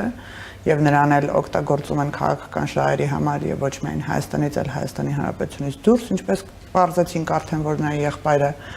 հավաքագրված գործակալ է եղել եւ այժմ էլ սպասարկում է ոչ միայն Հայաստանի Հանրապետության արտաքին քաղաքականության հետ առնչություն ունեցող օրակարգեր։ Եվ այս ամենը ապացույցն է նրա, որ մենք ունենք ազգային անվտանգության հետ կապված լուրջ խնդիր եւ այդ ազգային անվտանգության հետ կապված լուրջ խնդիրը ժողովուրդը հասկացել է, բայց որոշ մարդիկ չեն ընկալում։ Ու այս բարենորոգման օրակարգը իր ամբողջ ընթացքով ցույց տվեց դրա անհրաժեշտությունը։ Երբ որ ամեն ինչ նոր էր սկսվել, իրականում շատ նուրբ թեմա է, կրոնական թեմա է, մարդկանց հույզերի եւ զգացմունքների հետ առնչվող թեմա է։ Ավանդույթի հետ առնչվում։ Այո, մեծ կառույց է, շատ հզոր կառույց է, դրա մասին է խոսքը, բայց երբ որ ամբողջ ընթացքը տեսանք թե ինչպես են անիծում մարդկանց, քահանաներ, ինչպես են նզովում ոչ իրենց հարող քաղաքական հայացքներ ունեցող մարդկանց, երբ հավատքը դասում են քաղաքական հայացքների, երբ մարդկանց օշնում կամ նզովում են ըստ քաղաքական հայացքների, երբ տեքստերի մի ամբողջ կույտ գնաց, որ լրիվ գողական բարքեր էր քահանաների կողմից, երբ նրանք ասում էին, որ ամեն ինչ լավ է եկեղեցում, ոչ մի բան չկա կամ եկեղեցու ներքին գործն է, ի հայտ եկան մարդիկ, որոնք որ շատ քրիստոնեաբար սկսեցին խոսել եկեղեցու խնդիրների մասին, նրանք դարձան տիրադավ, չգիտես ինչի։ Հետո այդ մարդկանց անձնականը փորփրեցին, ինչքան հնարավոր նյութ կա, բերեցին, դրեցին հանրության առաջ, ասին այդ տեսակ ձեզ աջակցող եպիսկոպոսներից ոմանք օրինակ ունեն խնդիրներ, ասում ենք այ Ժորժ ջան, բա ինչի միջև հիմա կարգալույց արված չէին այդ մարդիկ։ Եթե խնդիր չկա ընդհանրապես եկեղեցում կամ եկեղեցական ներքին կանոնակարգերով այդ խնդիրները կլուծվեն, ինչի միջև հիմա կարգալույց են արվում միայն այն դեպքում, երբ օրինակ ձեր ուզած քաղաքական ուժի ցույցերին չի մասնակցում տվյալ քահանան։ Այլ գործընթացներ եկեղեցու ներսում չենք տեսնում։ Ինչի է ձեր ասած կոռումպացված են, փող են ուտում, չգիտեմ, բարոյական արժեքներ չունեն եւ այլն, չնայած խոսողները ընդհանրապես իրավունք չունեն բարոյականությունից խոսելու, հաշվի առնելով այն փաստերը, որոնք որ հրապարակված են։ Բայց համենայն դեպս այս ամենը ունի մի հանգուցալուծում եւ ես կարծում եմ մեր ժողովրդն ու հայրենակիցներն էլ են հոգնել այս թեմայից, այդ հանգուցալուծումը ի վերջո եկեղեցին ազատագրել ուխտազանցներից եւ եկեղեցին հետ տալ ժողովրդին, որտեղ եկեղեցին ինքնին պատկանում է ժողովրդին։ Բայց process չի երևում, այս վերջի։ Այդ process-ը պարտադիր չի հանրային լինել, որտեղ ես կարծում եմ, որ այս թեման արդեն շատ է մարդկանց հոգնեցրել։ Բայց գործընթացներ տեղի են ունենում եւ ես կարծում եմ, որ ինստինկտյան շատ եկեղեցականներ գնալով հասկանում են այս ձնագնդի էֆեկտով մեծացող գործընթացի արդյունքին։ Դեքիմ Մինասյան, ակնհայտ է, որ ընտրական գործընթացը թիրախավորված է ընդ որում թե որոշ եկեղեցականների կողմից, թե որոշ ազդեցության խմբերի կողմից, թե այսպես քաղաքականացված, թե հենց բիզնեսի, դե ակնհայտ է, որ կա արտաքին ազդեցություն, այս վերջին շրջանի հենց այս առաջին ամբողջական աշխատանքային օրը ռուսական պրոպագանդան սկսեց Հայաստանի նկատմամբ SVO-ի սպառնալիքով, մենք այդ ամենը հիշում ենք, ինչպես է դուք գնահատում պետության հակազդեցությունը այս ամենին, մենք համարժեք ուժեր եւ միջոցներ ենք ներդնում այս ամենում, մենք համարժեք գործընկերություն ենք հաստատել պետության եւ հասարակության միջև այս վտանգին դիմագրավելու համար։ Մենք համարժեք ենք գնահատում, թե թերագնահատում ենք այդ վտանգի չարորակությունը, որը կարող է ուղղակի վնաս պատճառել մեր պետական օրգանիզմին։ եւ այլն։ Խնդրեի ձեր գնահատականները նշածից հարցերի։ Դուք մատնանշեցիք արտաքին հետախուզության զեկույցը, այնտեղ մանրակրկիտ նշված է ինչ սպառնալիքներ կարող են լինել եւ նաեւ ընտրական գործընթացների հետ կապված, եւ դա ինքնին նշանակում է, որ պետությունը ամեն ինչի վրա աչք չի փակում։ Դիագնոստիկ մասով այո։ Շատ մանրակրկիտ տեղակ ենք մոտավոր ինչ սպառնալիքներ կարող են լինել, ամեն սպառնալիքի համար կա համապատասխան գերատեսչական խումբ, գերատեսչություն, որը պատասխանատու է սպառնալիքի կանխման համար։ Բացի դրանից օրենսդրական մեխանիզմներով ենք փոփոխում շատ բաներ, վերջի օրենսդրական նախաձեռնությունը, որը Տիկին Ջուլհակյանը ես պսևդոդիտորդների հետ կապված եւ պարոն Վարդանյանը բերեցինք ազգային ժողով եւ որը առաջացրեց ընդդիմության բուրըն զարույցը, չգիտես ինչ են, որ լոգիկա չկա, մարդիկ ասում են դիտորդական առաքելությունները պետք է ունենան քաղաքական հայացքներ, դիտորդը անկախ դիտորդի մասին է խոսքը, որը որ ասի օրինակ ընդդիմությունն է խախտում ընտրական իրավունքը, թե իշխանությունը այս պարագայում այս խեղճ դիտորդական իրական, այսպես ասած, դիտորդական առաքելությունները չգիտեին ինչ անեին, այն կեղծ դիտորդական առաքելությունների հետ։ Պետք է ունենա քաղաքական կողմնորոշում, դիտորդը դիտորդ է։ Հանձնաժողովի անդամներն էլ բաշխված են ըստ ընդդիմության եւ իշխանության մարդկանց միջեւ։ Ուզում ասեմ, այս ընտրական գործընթացներին ոչ այդքան ծանոթ մարդկանց համար ինչ որ շոկային բացահայտումներ են անում, իբր թե դիտորդական առաքելություններին չեն թույլ տալու միայն իշխանությանը հարող դիտորդական առաքելություններն են ցույց տալու, այն դեպքում երբ այդ դիտորդական առաքելությունները ամենաշատը մատնանշել են այս ընթացքում իշխանության կողմից կատարված սխալները, որի համար շնորհակալ ենք եւ այդ պարագայում է միայն մեր ընտրական գործընթացը դառնում ամբասիր։ Ես նորից շեշտեմ, մեր հանձնառությունն է եղել 18-ից ի վեր եւ մինչեւ օրս չկա դեռ մեկ քաղաքական ուժ կամ մեկ գործընթաց անգամ փոքր թիմ մակարդակում, որ այս իշխանությունը չի ապացուցել, որ ընտրողի ձայնը պաշտպանված է, ընտրողը ում ուզում է ընտրել, նա էլ լինելու է իր ղեկավարը ու կապ չունի որ մակարդակում։ Ես այդտեղ ամենակարևոր բանը մեր ընտրողներին այս ընթացքում փորձելու են ընտրակաշառքները բաժանել, փորձելու են ոչ միայն գումարով, աշխատանքով կամ այլ տեսակի կաշառքներով ներգրավել իրենց քաղաքական կեղծ գործընթացների մեջ, բայց ես կարծում եմ մեր հասարակությունը վաղուց անցել է այդ փուլը, տուրք չի տալու դրան ընտրակաշառքներին, որտեվ առնվազն գիտի, որ քրեականացված է եւ պետք չի մեկ կտոր հացի համար գնալ բանտ, եւ երկրորդը, որ ընտրական գործընթացը այնքան գաղտնի է, այնքան մեխանիզմները հորինվել եւ գրվել եւ օրենք դարել, որպեսզի քաղաքացին իմանա, որ ինքը մտավ տեղամաս ընտրախուց ինքը արդեն ում ուզում է կարող է ընտրել եւ դա ապացուցելի չի եւ դա ապացուցելի չի ինքը ում է ընտրել ինչու՞ չէ նաեւ նոր նախաձեռնությունների տեսքով պետք է հանդես գանք ստեղ արդեն մի փոքր այլ ուղղություն կարող է գնա ֆինանսական թափանցիկության մասին հետագծելիության մասին ծագման աղբյուրների մասին թե ով ինչպես պետք է մեկնաբանություն անի ստեղ հարցն է, որ օրենքի շրջանցման մեխանիզմները արդեն իսկ հորինվել են, օրինակ մեր ձևով նախաձեռնությունը չի գրանցում կուսակցության մեջ այն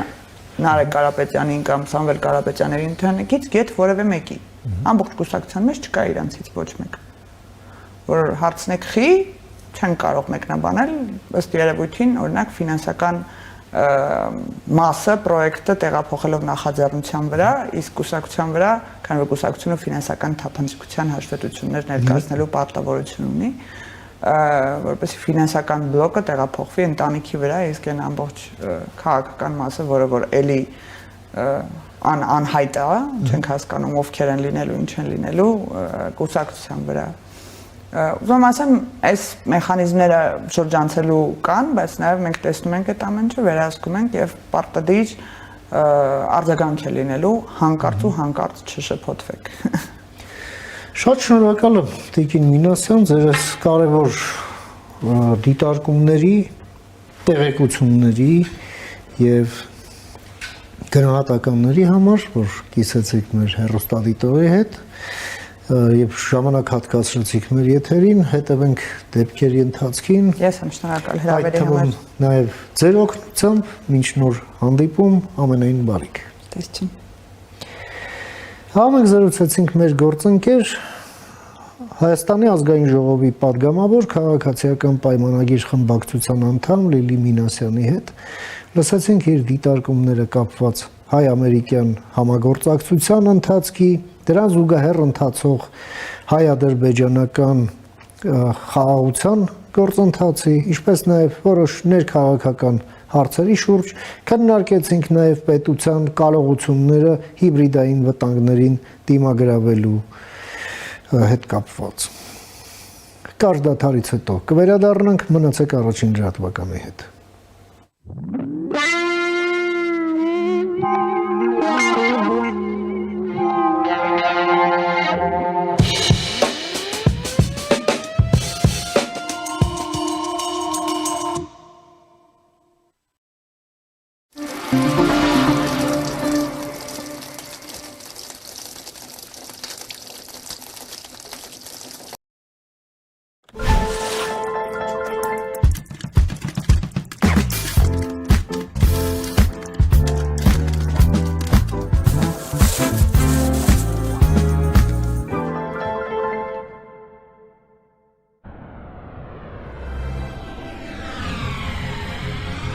«2026-ին Եվրոպան 75%-ով ավելի մոտ է լինելու։ Իդեալ համակարգը բացում է եվրոպական որակի եւ նրբագեղության դռները ձեր առաջ։ Հնարավորություն ընձեռելով ձեռք բերել եվրոպական արտադրողների լավագույն նմուշների նշված տեսականին մինչև 75% բացառիկ զեղչով։ Կան տարբերակներ, կա իդեալական տարբերակ։ Մանրամասները idealsystem.am։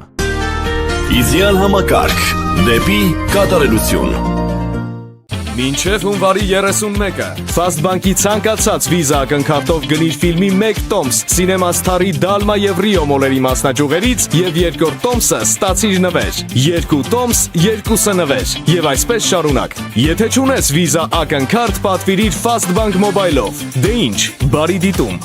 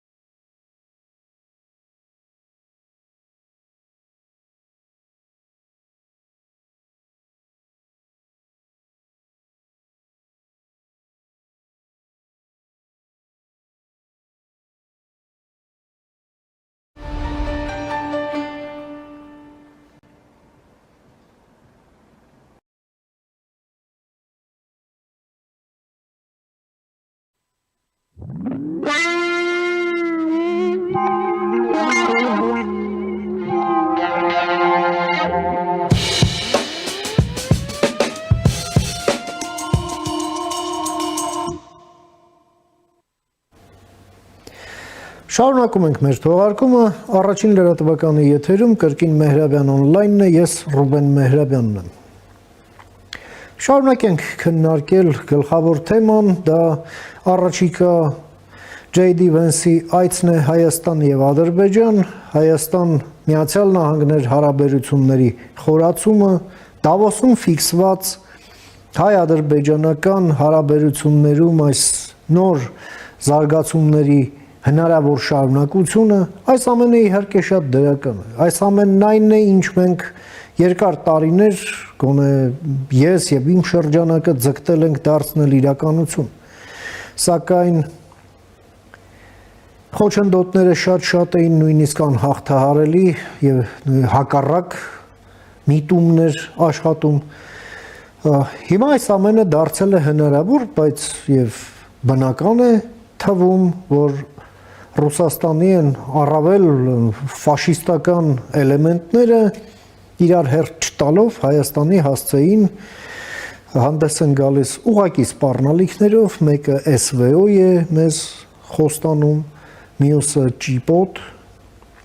այն մյուսը, չգիտեմ, սուվերենությունը մեր համարում է վտանգ Ռուսաստանի համար, դե արտգործնախարար Լավրովն էլ ինչ-որ մտահոգություններ է հայտնում այն հարցերի շուրջ, որ իրեն ընդհանրապես չպետք է մտահոգեն, որովհետև դա իրենց գործը չի,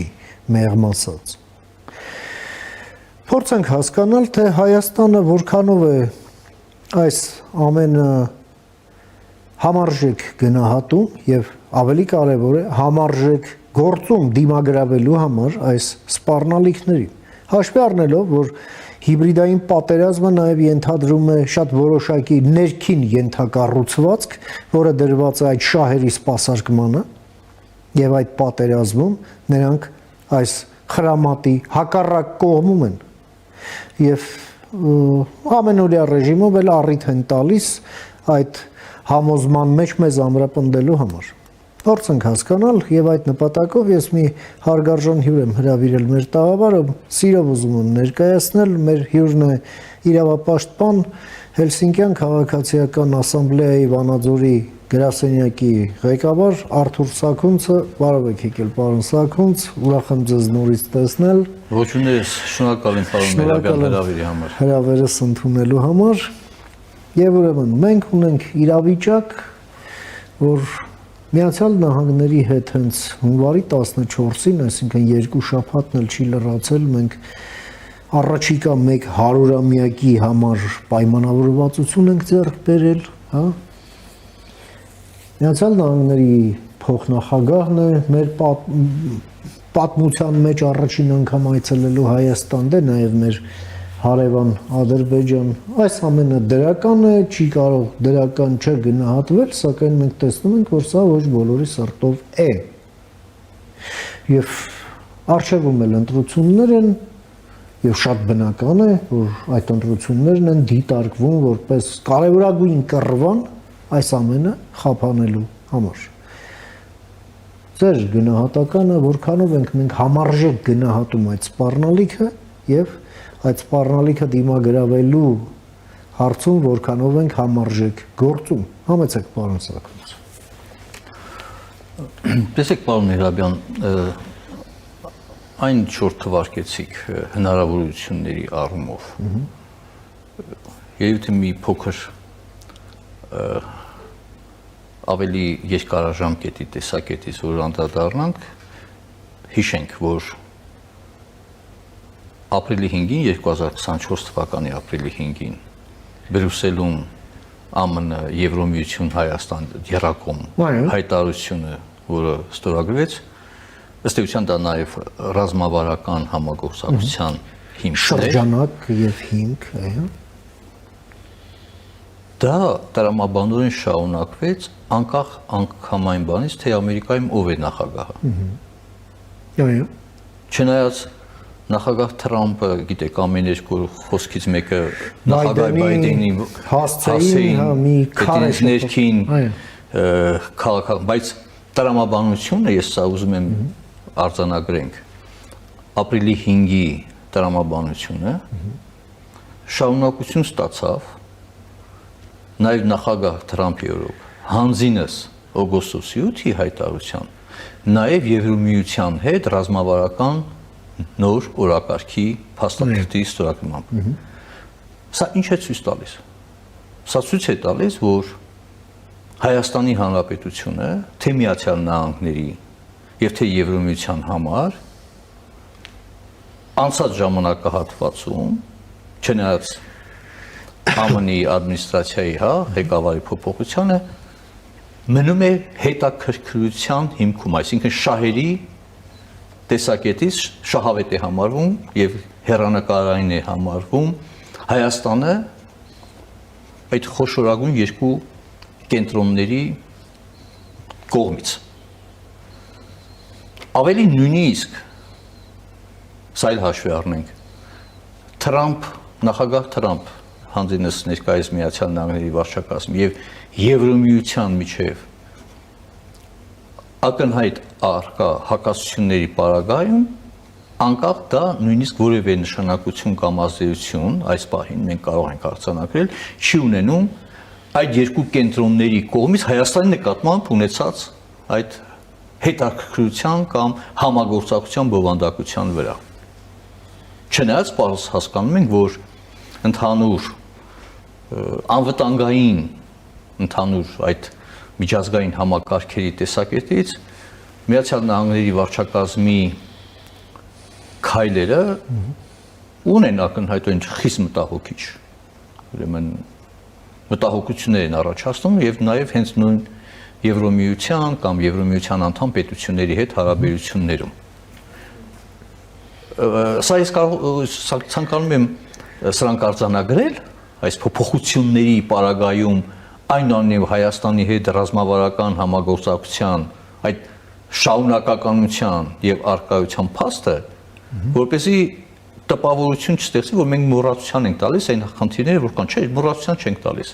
Բայց այդ խնդիրները կամ այդ կերպարանափոխումները ադմինիստրացիա եւ այլն որևէ նշանակություն չեն ունենում պետության քաղաքականության վրա Հայաստանի հետ ունեցած հարաբերություն կամ նույն Եվրոմիության կողմից Հայաստանի հետ ունեցած հարաբերություններում։ Ում է մտահոգելու բնականաբար Մոսկվային։ Եվ այս առումով ես չեմ էլ զարմանում եւ տրամաբանական է, որ թե Լավրովը, թե նրա Կրեմլի ոչ պաշտոնական կամ պաշտոնական խոսնակները դե այնտեղ պաշտոնական ու ոչ պաշտոնական նույնն են, չի կարող այնտեղ այդ այն լինի, պետք է մտահոգվեն։ Ու ինչի համար, որովհետեւ իրենց ինչպես Պուտինն է բազմիցս ասել, նախկին խորհրդային տարածքը համարում են իրենց ազդեցության տարածք։ Հիմա կիրառում են նաև մի այն Ալֆրեդ Ռոզենբերգի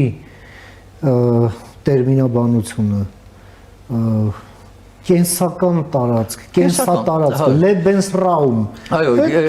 նացիստական տերմինաբանություն։ Կենսական շահերի տարածք։ Դե ընդհանրապես աշխարհաքաղաքականության այդ տեսությունը նաև գերմանական դպրոցից է առաջացել։ Ասենք խնդիրը չի որ ասենք թե այսինքն լիովին կանխատեսել է Կրեմլի վերաբերմունքը եւ Կրեմլի մոտեցումները։ Բայց հարցը իրապես հետեւյալում է. մենք ինչ ենք անում բացի այդ հնարավորությունները, որ մենք տեսնում ենք, չեմ ասում դա սկուտերի վրա տրված է, այդ ուղղությամբ իրապես ջանքեր գործադրվել է։ Հայաստան եթե եւ Հայաստանի կառավարությունը, արտգործնախարարությունը ջանքեր չգործադրեն, դա չէր եղնի։ Երկի։ Միանշանակ։ Ու ընդ որում տեսեք, շատ փոքր քայլ են կատարել։ Փոքր քայլ եմ համարում, հապկում անդամության սառեցումը բերեց հնարավորությունների դաշտ այնքանով, որ նույնիսկ Եվրոմիության հետ ռազմավարական օրակարգում անվտանգության կոմպոնենտ ավելացվեց եւ պաշտպանություն։ Եվ պաշտպանություն, այսինքն ընդհանրապես մի փոքր քայլ ստանում ես համապատասխան ուրեմն նաև վերաբերմունքը։ Դու գնում ես տարածաշրջանում այնպիսի քաղաքականություն իրականացնում, որը իդեպ ասեմ այս թրիպի ծրագիրը պարոն Միրաբյան ինքը կհիշեցնեմ նույն աշխարհաքաղաքական այդ տեսություններից մեկով եվրասիական մեծ առանցքի մի հատվածն է, որ անցնում է Հայաստանի տարածքով։ Հանդիգտոնի այդ հայտնի եվրասիական առանցքի այդ տեսությունը, որ ով որ տիրապետում է այդ եվրասիական առանցքին, ապա նա մեծ ազդեցություն է ունենում աշխարհում, հա։ Այդ եվրասիական առանցքի այդ մի հատվածը հենց Հայաստանի Հանրապետության տարածքով հանձինս թրիպի նախագծի։ Եվ պարզ է, որ այս պարագայում Կրեմլի մտահոգությունները առավել քան հիմնավոր են։ Բայց Կրեմլը ունի Հայաստանում բավական լուրջ ներկայացվածություն։ Աննորմալ մեծ։ Գիտեք, ասիմետրիկ վերջերս երբ որ դուք էլ ես էլ անդրադարձանք եւ շատերը Մերգելյան ինստիտուտի, հա, ինչ որ սեփականատիրոջ փոփոխության հետ կապված ինստիտուտի մի մասի։ Խնդիրը այն չէր, որ իհարկե այդ խնդիր կա, բայց այդ խնդիրը որ սեփականատերը փոխում է լավ, հարստուր են անում, արկու վաճառք։ Խնդիրն անում է, որ ինչ հիմնավորմամբ է Եվտուշենկովը արժանանում այդպիսի բարձր մակարդակի ընդունելության։ Հասկանալի է, որ սա ենթադրենք բիզնես անում, օքեյ։ Բայց դու երբ որ ընդունում ես ամենաբարձր մակարդակը, սա շատ ամբողջ խոսակցությունը գնաց այն ուղղությամբ, որ մի սեփականատիրոջ փոխային եկել է մեկ այլ սեփականատեր, բայց ինքնին այդ բարձր ընդունելության հանգամանքը ուշադրություն չի արժանանում։ Սա է Դավոսի օրերին։ Սա ուղղակի ցուցանիշ է, բնականաբար նրանք, ովքեր որ Կրեմլի ռեժիմի շահերից են հանդես գալիս, նրանք կողջունեն, թեկուզ չեն ողջունում հրապարակային, բայց լռությամբ հավանություն են տալիս։ Բայց մնացած բեր, այսպես հակակրեմլյան տրամաբանությունը, որոնք ունեցող մարդիկ, դրա վրա պետք է պատշաճ ուշադրություն դարձնեն։ Մի կամպանիա կամ մի անձ, որի նկատմամբ կա սանկցիաներ Միացյալ Նահանգների կողմից։ Որի դեմ չկա։ Ես կոնկրետ կոնկրետ օրինակի վրա։ Սա ինքը, հասկանում եք, այսինքն ինչն եմ խնդիրը ձևակերպում։ Կանխատեսելի պետք է լինի Հայաստանի Հանրապետության կառավարության վարքագիծը։ Ամենամեծ կարևոր։ Դու եթե ворթեգրում ես ու այդ կենտրոնների հետ կա այդպիսի համագործակցության այդ հնարավորությունները, դու չպետք է կատարես քայլեր, որոնք կասկածի տակ կարող են դնել այդ ռազմավարական հնարավորությունները մյուս կողմի համար։ Հաջորդը բազմից ենք խոսել։ Կրեմլը ունի ռեսուրսներ այստեղ իրավիճակը փոխելու եւ նույնիսկ չի թաքցնում այդ 165 միլիոն դոլար։ Դուք պատկերացնում եք Ուկրաինայի դեմ ագրեսիան ինչքան ռեսուրսներ է, չէ՞ խլում։ Ամեն մի փամփուշտի, ամեն մի հրթիռի համար դեֆիցիտ է ամեն ինչի։ Եվ այդ դեֆիցիտի պայմաններում այդքան քրտում 165 միլիոն դոլար են հատկացնում վնաս տալու համար։ Խնդիրը նույնիսկ քանակի մասին չի։ Խնդիրը կանում է նրանում, որ Հայաստանում մենք գիտենք արդեն կոնկրետ օրինակը Մոլդովայի օրինակով Կրեմլի ռեսուրսը նկատում քաղաքական, ռազմական, ընդհանրապես պոտենցիալը չի բավարարում իշխանության փոփոխություն կատարելու, բայց կներեք այդ բառի համար մուրտարելու համար բավարար է։ Դե։ Այսինքն ասում եմ փչացնելու ընտրությունը որպես ժողովրդավարական ինստիտուտ անվստահություն ձևավորելու ինստիտուտի ժողովրդավարական ինստիտուտի ընտրության միջոցով իշխանության ձևավորման այդ ինստիտուտի նկատմամբ անվստահություն ձևավորելու դա էլ բանի պետք չի։ Եվ այս առումով իհարկե անելիքը դիմագրավելու այդ հիբրիդային ոտնձգությունների դեմ այդ երկու ռազմավարական ուղղություններով համագործակցության զարգացումն է։ Իհարկե ես շատ խիստ քննադատական վերաբերմունք ունեմ Միացյալ Նահանգների ներկա վարչակազմի վարած հակաժողովրդավարական, վարքագծի հետ կապված, բայց Միացյալ Նահանգները դա միայն նախագահ Թրամփը չէ։ Եվ այստեղ ինստիտուցիոնալ առումով, որովհետև դա օրինակ ես բերեցի, նախագահ Բայդենի օրոք ստորագրված հայտարարությունը շարունակվեց նաև նախագահ Թրամփի օրոք, հա։ Այսինքն այստեղ կա ինստիտուցիոնալ շարունակականության հնարավորությունը, ժառանգականությունը, որի տեսակետից այնուամենայնիվ ինչքան շատ ներկայություն լինի տնտեսական, քաղաքական արևմուտքի եւ ժողովրդավարական արևմուտքի, այնքան Հայաստանի Հանրապետության ինքնիշխանության եւ զարգացման, ժողովրդավարական զարգացման հնարավորությունը այնքան երաշխավորված կլինի։ Բայց հիմա բացի հիբրիդային այդ սպառնալիքներից, որ Կրեմլը օգտագործել է հանձինս 165 միլիոն դոլարի, ախր հենց տեղում է իմ գործընկերներից մեկը մի առիթով ասավ, դե կարող են անթոք մինչև դրոններ օգտագործեն, ասում դրոններ պետք չի օգտագործեն, ռուսական բազան հենց կողքին է, ինչ դրոն։ Ռազմական ներկայություն է։ Էլ ինչ դրոնն օգտագործի, թե հենց ռազմական պոտենցիալը կա։ Մենք տեսել ենք այդ 4500 թե 5000 հոգի, հարցեն չի, որ ինքը կարող է Հայաստանում ենթադրենք հեղաշրջում կատարի, բայց կարող է այնքան ապակայունացնել, որ արդեն մոռանան ընդհանրապես մարդիկ ընտրության մասին։ Մտածեն միայն գլուխները պրծացնելու մասին։ Նույնը էներգետիկ խնդիրը, նույնը քո տնտեսության հիմնական երակները, ասենք, այդ երկաթուղին, վերջին հաշվով։ Սա երկաթուղին ամենակարևոր, թեկուզ իր երկարությամբ քիչ է, կարճ է, ավելի ճիշտ, բայց ինքը արյունատար անունն է թոքու հիմնական։ Վերափոխադրության հիմնական մեծ ծավալը թեկուզ այս բանով, հա, ինքը բավական որոշիչ նշանակություն է կոմիչուկային էներգիայի կախված։ Այսինքն ես նկատում եմ, որ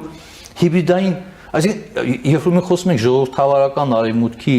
ներկայության ընդլայնմանը Հայաստանի տարածքում, մենք Հայաստանի Հանրապետության տարածք, ասած մենակ ֆիզիկական չէ, այլ ներսում գենթակառուցվածքային ներկայության մասին է խոսքը։ Այն սահմանափակ, այն տարածքները, որտեղ զբաղեցված է Կրեմլի կողմից երկարաժամկետ ընդ որում պայմանագրերով,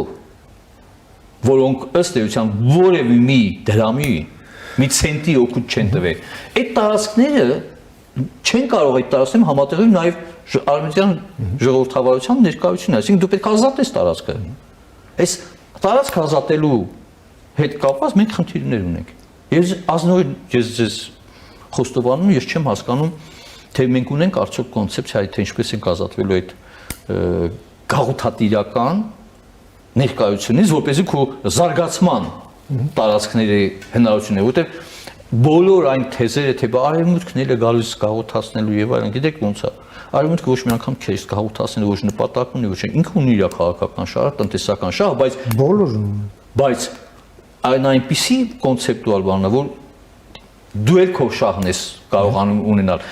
Կրեմլի հետ քո շահի որևէ հիմնավորում կամ որևէ շահ ունենաս, հա։ Եվ այս առումով իհարկե նույնիսկ գրքում ես ինձ համար անհասկանալի է, թե ընդհանրապես հասկանալի չի եւ չկա որևէ ընկալելի པարզ որևէ կոնցեպցիա, ամենա որ ասենք թե այդ գաղութային ազատագրումից այդ տարածքների տնտեսական, ռազմական, քաղաքական, հա, էներգետիկ ոնց ենք ազատվելու։ Ես մի օրինակ բերեմ, ամենաշատ པարզ օրինակը, որը չի ենթադրում բացարձակապես որևէ, չգիտեմ, ֆինանսական բան ներդրում, ԱՊՀ կոնվենցիաների դեսոնանսումը։ Մոլդովան սկսել է։ Ինչ լավ, հապկում ասում ես առևտուր ես անում օրինակի մար։ Հապկում իմ ասում ԵԱՏՄ-ում։ Հապկում սարեցրել ես։ Բայց ԱՊՀ-ն ընդհանրապես ինչ նշանակություն ունի։ Այն դեպքում, որ ինքը ավելի շատ խոչընդոտող նշանակություն է։ Իրավապահ մարմինների հետ համագործակցություն։ Հասկանաք, ինքը ում հետ է համագործակցություն։ Այդ մաֆիոս, կրիմինալ, գեստապոյական կառույցների հետ ոնց կարաս Ռուսաստանում չկա իրավապահ մարմին, այնտեղ կա գեստապո եւ SS։ Սա, այսինքն ես ուզում եմ հարցը ձևակերպենք այսպես, որ Հայաստանի Հանրապետության ժողովրդավարական համայնքի համար պետք է հասկանալի լինի ժողովրդավարական ուժերի կոնցեպցիան, թե ինչպես է Հայաստանը ազատագրում կամ ինչպես է ապահովում արևմտյան ժողովրդավարության ներկայությունը Հայաստանում, որը հնարավոր է, այդ ընդլայնում հնարավոր է, եթե դու Կրեմլի այդ ազդեցության տարածքները չնվազեցնես։ Եթե չնվազեցնում, ապա երկու տարբեր համակարգերի եւ դա շատ ազնվորեն Լավրովն էլ է, չէ՞ ասում, կազմիցս, ասում այդ կամ Զախարովան, ասում են ոնց կարելի է դա չի կարա համատեղվել։ Ճիշտ է ասում, որ չի կարա։ Հիմա այդ անհամատեղելիության խնդիրը, այդ դիսոնանսը պետք է լուծի Հայաստանի Հանրապետության կառավարությունը։ Ավելին, չի կարող միայն մի քաղաքական ուժ, սա շատ կարևոր հանգամանք եմ ես նշում, կներեք։ Հանդիսանալ ժողովրդավարության միակ կրողը, թեկուզ մի կուսակցություն։ Ժողովրդավարությանը բնորոշ է բազմազանությունը։ Այս ժողովրդավարական ուղղությամբ քաղաքական կուսակցական համակարգի մեջ միայն մի կուսակցությամբ չի կարող պայմանավորված լինի եւ երաշխավորված լինի ժողովրդավարությունը։ Իսկ ոչ ժողովրդավարական կուսակցությունները ոչ ժողովրդավարական ուժերը կարող են լինել ժողովրդավարական process-ի մաս։ Տեսեք, ամբողջ խնդիրն է, որ հիմա տեսեք, հիմա այս ռուսական օլիգարխիայի կամ օլիգարխի ներկայությամբ քաղաքական համակարգում փորձ են անում, որ կոնսոլիդացվեն, չգիտեմ եւ այլն, այդ արդեն այլ պատմություն է։ Բայց ես կարող եմ ձեզ ասեմ, մաֆիոս եւ կրիմինալ շրջանակները ինչ որ մի պահի կարող են շատ ավելի հեշտ համաձայնության գալ կոնսոլիդացվելու առումով, երբ որ ընդհանուր շահեր ունենան։ Իհարկե փողի շահեր եւ այլն իշխանության շահեր։ Կորպորացիա։ Քան ասեն ժողովրդավարական ուժերն են գալիս։ Բայց ժողովրդավարական ուժերի դաշտի հզորությունը կանում է, որ այդ ժողովրդավարական արժեքների կրողը միայն մի կուսակցություն չի հանդես լինում, այլ մի քանի կուսակցություն եւ պարլամենտում պետք է մի քանի կուսակցություններ ներկայացված լինեն։ Որտեղ սա է հնարավորությունը, եւ որ այդ մի թիրախը հեշտանալից կարող են չէ ոչնչացնել օրինակի համար։ Պարոն Սաքունց, հիմա այդ ձեր վկայակոչած այս պայմանական ռուսական օլիգարխիայի ներկայացուցիչների շրջանակը մեզ հավակնություն է ներկայացնում, որ իրենք կգան ուժեղ առաջնորդով,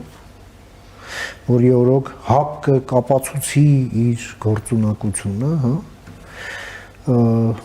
Մի մարդ էլ, որը այդ ուժեղ առաջնորդն էլ որևէ իրավունք չունի Հայաստանում որևէ պաշտոն զբաղեցնելու, բայց ինքը պետքա լինի առաջնորդ, առանց պաշտոն զբաղեցնելու։ Այդպես են ասում։ Այսինքն սա սահմանադրական կարգի դեմ չի, բա ի՞նչն է սահմանադրական կարգի դեմ։ Այսինքն պաշտոն չի զբաղեցնելու, բայց լինելու է, ասենք, Սուրբ Հոգու դերում, չգիտեմ, Այաթոլլայի դերում, թե այն Սինյոր Ռոբինզոնի միջի Մագդուի, ինչ ալնելու։ Պարոն Միրաբյան, ասենք, ինչ են վերում կապեն մեր գլխին, ում ինչ ապացուցեն։ դա արդեն այդ մեխանիզմը իրականացված է։ Հանցինս Վրաստանի։ Հասկացում։ Բիձինա Իվանիշվիլին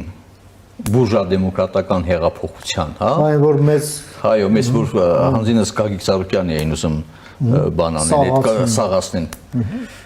Բիձինա Իվանիշին որևէ պաշտոն չի զբաղեցնում։ Բայց փաստացի պետության ղեկավարի ֆունկցիաներ է կատարում։ բացարձակ միապետության ռեժիմ։ Դա կոչվում է այսպես կոչված զոննայողի կարգավիճակ։ Հա, պետությունը զոնա է, հանձինս իր այդ բանի վրաստական չգիտեմ ինչա կոչվում, երազանքա կոչվում, թե ինչ կամ ոնց։ Իսկ ինքը նայողն է։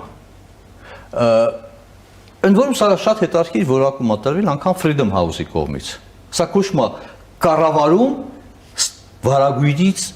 վարագույրի այն կողմից, այսինքն սֆերային կառավարման մասին է խոսքը։ Պատկերացնում եք, այսինքն ժողովրդավարական ընտրություններում ձևավորված ոչ թե իշխանությունն է ձևավոր բանը իրականացնում քաղաքականությունը, որոշումներ ինքնա, այլ կայացնում է որևէ պաշտոնական կարգավիճակ չունեցող անձի կողմից։ Կնքահայրն է այսպես կոչված, հա, նայողը։ Այս մեխանիզմը արդեն կիրառվել է։ Եվ թե ինչի հանգեցրեց այդ մեխանիզմը, տեսանք Վրաստանի այս իրադարձություններով։ Նման մի մեխանիզմ են փորձում կամ այդպիսի մի գործընթաց են փորձում Հայաստանում իրականացնել։ Բիզինոն Իվանիշվիլին չէ օլիգարխ ռուսական։ Այո։ Եկա, որի փրկի իր ազգին պետքա փրկի։ Սահակաշվիլին ուներ սխալներ, իհարկե ուներ սխալներ։ Ես էլ եմ Սահակաշվիլու նախագահության ժամանակ քննադատել նաև խոշտանգումների հետ կապված հարցերով։ Երբ որ դու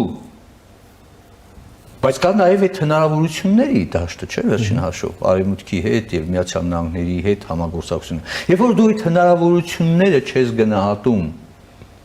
այլ առանձին իրապես կոպտագույն եւ մտահոգիչ խախտումներն ես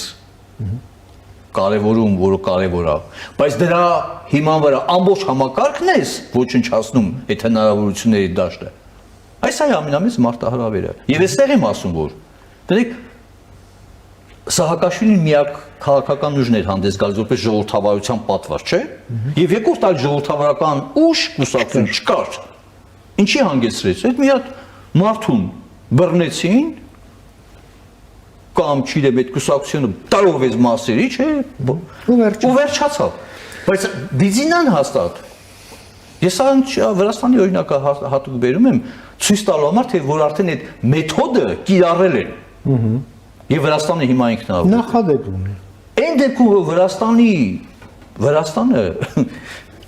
պաշտոնապես իր երկու տարածքները Աբխազիա հարավային ուսումնասիրության համարել է օկուպացված։ Ասում են օկուպացված Ռուսաստանի կողմից Ռուսաստանի օլիգարխին հանձնում են իշխանությունը։ Եվ հիմա խնդիր չունի։ Վրաստանի ներկայ իշխանությունը Կրեմլի հետ ընդհակառակը խնդիրներ ունի Բրյուսելի Միացյալ Նահանգների հետ։ Սա ուզում են մեծ պարտադրեն, այս այ ինչ են ուզում անել, ձեր հարցին են պատասխանում, այ դա են ուզում անեն։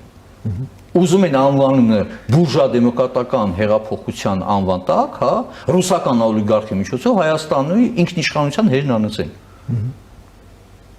Այո, այսօրվա իշխանությունների բազմաթիվ նաև խնդիրներ եւ խնդիրներ, բայց նաև այսօրվա իշխանության քաղաքական ուժի հիմնական խնդիրն է, որ ինքը չպետք է մտածի, որ կարող է հավակնել ժողովրդավարական միակ ուժի։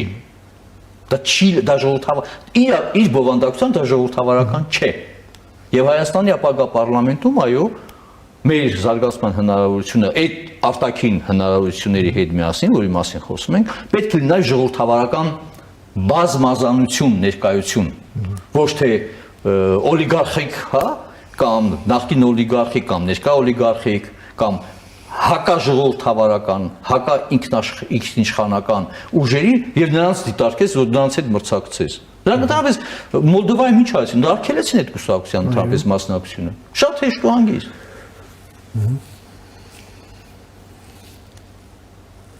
Սահմանադրական դատարանով կենտրոնական դատարան հանձնաժողով բանը գրանցումը մերժեցին։ Թող գնան, որովհետեւ դու չես կարող թույլ տաս բանով որպես ժողովրդավարական մեթոդներով գան ժողովրդավարության հերն անցեն։ Այն ինչ որ նույնից եմ կրկնում, մենք տեսանք Վրաստանում։ Շնորհակալ եմ, պարոն Սարգսյան, ձեր այս կարևոր դիտարկումները եւ գնահատականները մեր հեռուստադիտողին ներկայացնելու, նրանց շարքում կարծում եմ կլինեն նաեւ որոշում ընդունողները եւ այս դիտարկումները կվերցնեն իզեն եւ կապահովագրեն հայկական ժողովրդավարությունը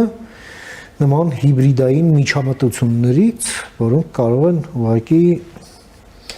չարորակ ազդեցություն ունենալ հայկական ժողովրդավարության վրա եւ ծանր նստել մեր ինքնիշխանության եւ անվտանգության եւս։ Դե անվտանգությունն էլ վերջին հաշվով, այո։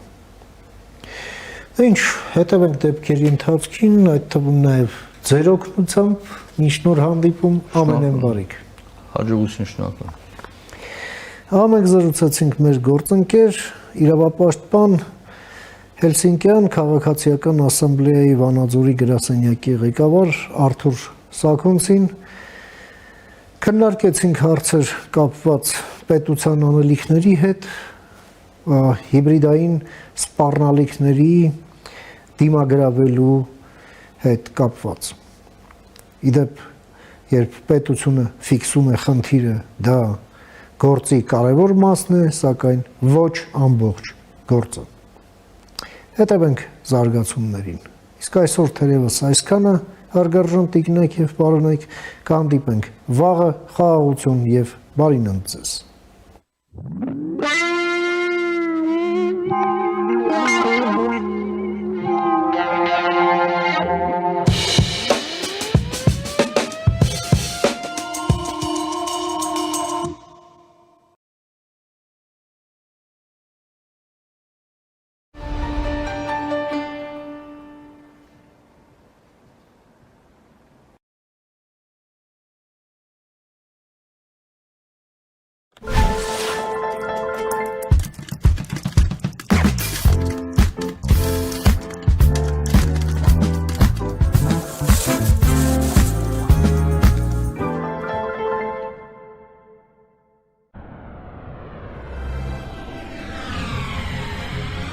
«2026-ին Եվրոպան 75%-ով ավելի մոտ է լինելու։ Իդեալ համակարգը բացում է եվրոպական որակի եւ նրբագեղության դռները ձեր առաջ։ Հնարավորություն ընձեռելով ձեռք բերել եվրոպական արտադրողների լավագույն նմուշների նշված տեսականին մինչև 75% բացառիկ զեղչով։ Կան տարբերակներ, կա իդեալական տարբերակ։ Մանրամասները idealsystem.am։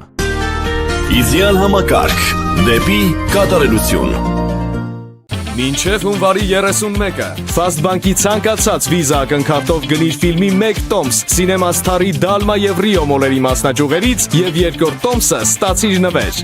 2 տոմս, 2-ը նվեր եւ այսպես շարունակ։ Եթե չունես Visa ակնքարտ, պատվիրիր Fastbank Mobile-ով։ Դե ինչ, բարի դիտում։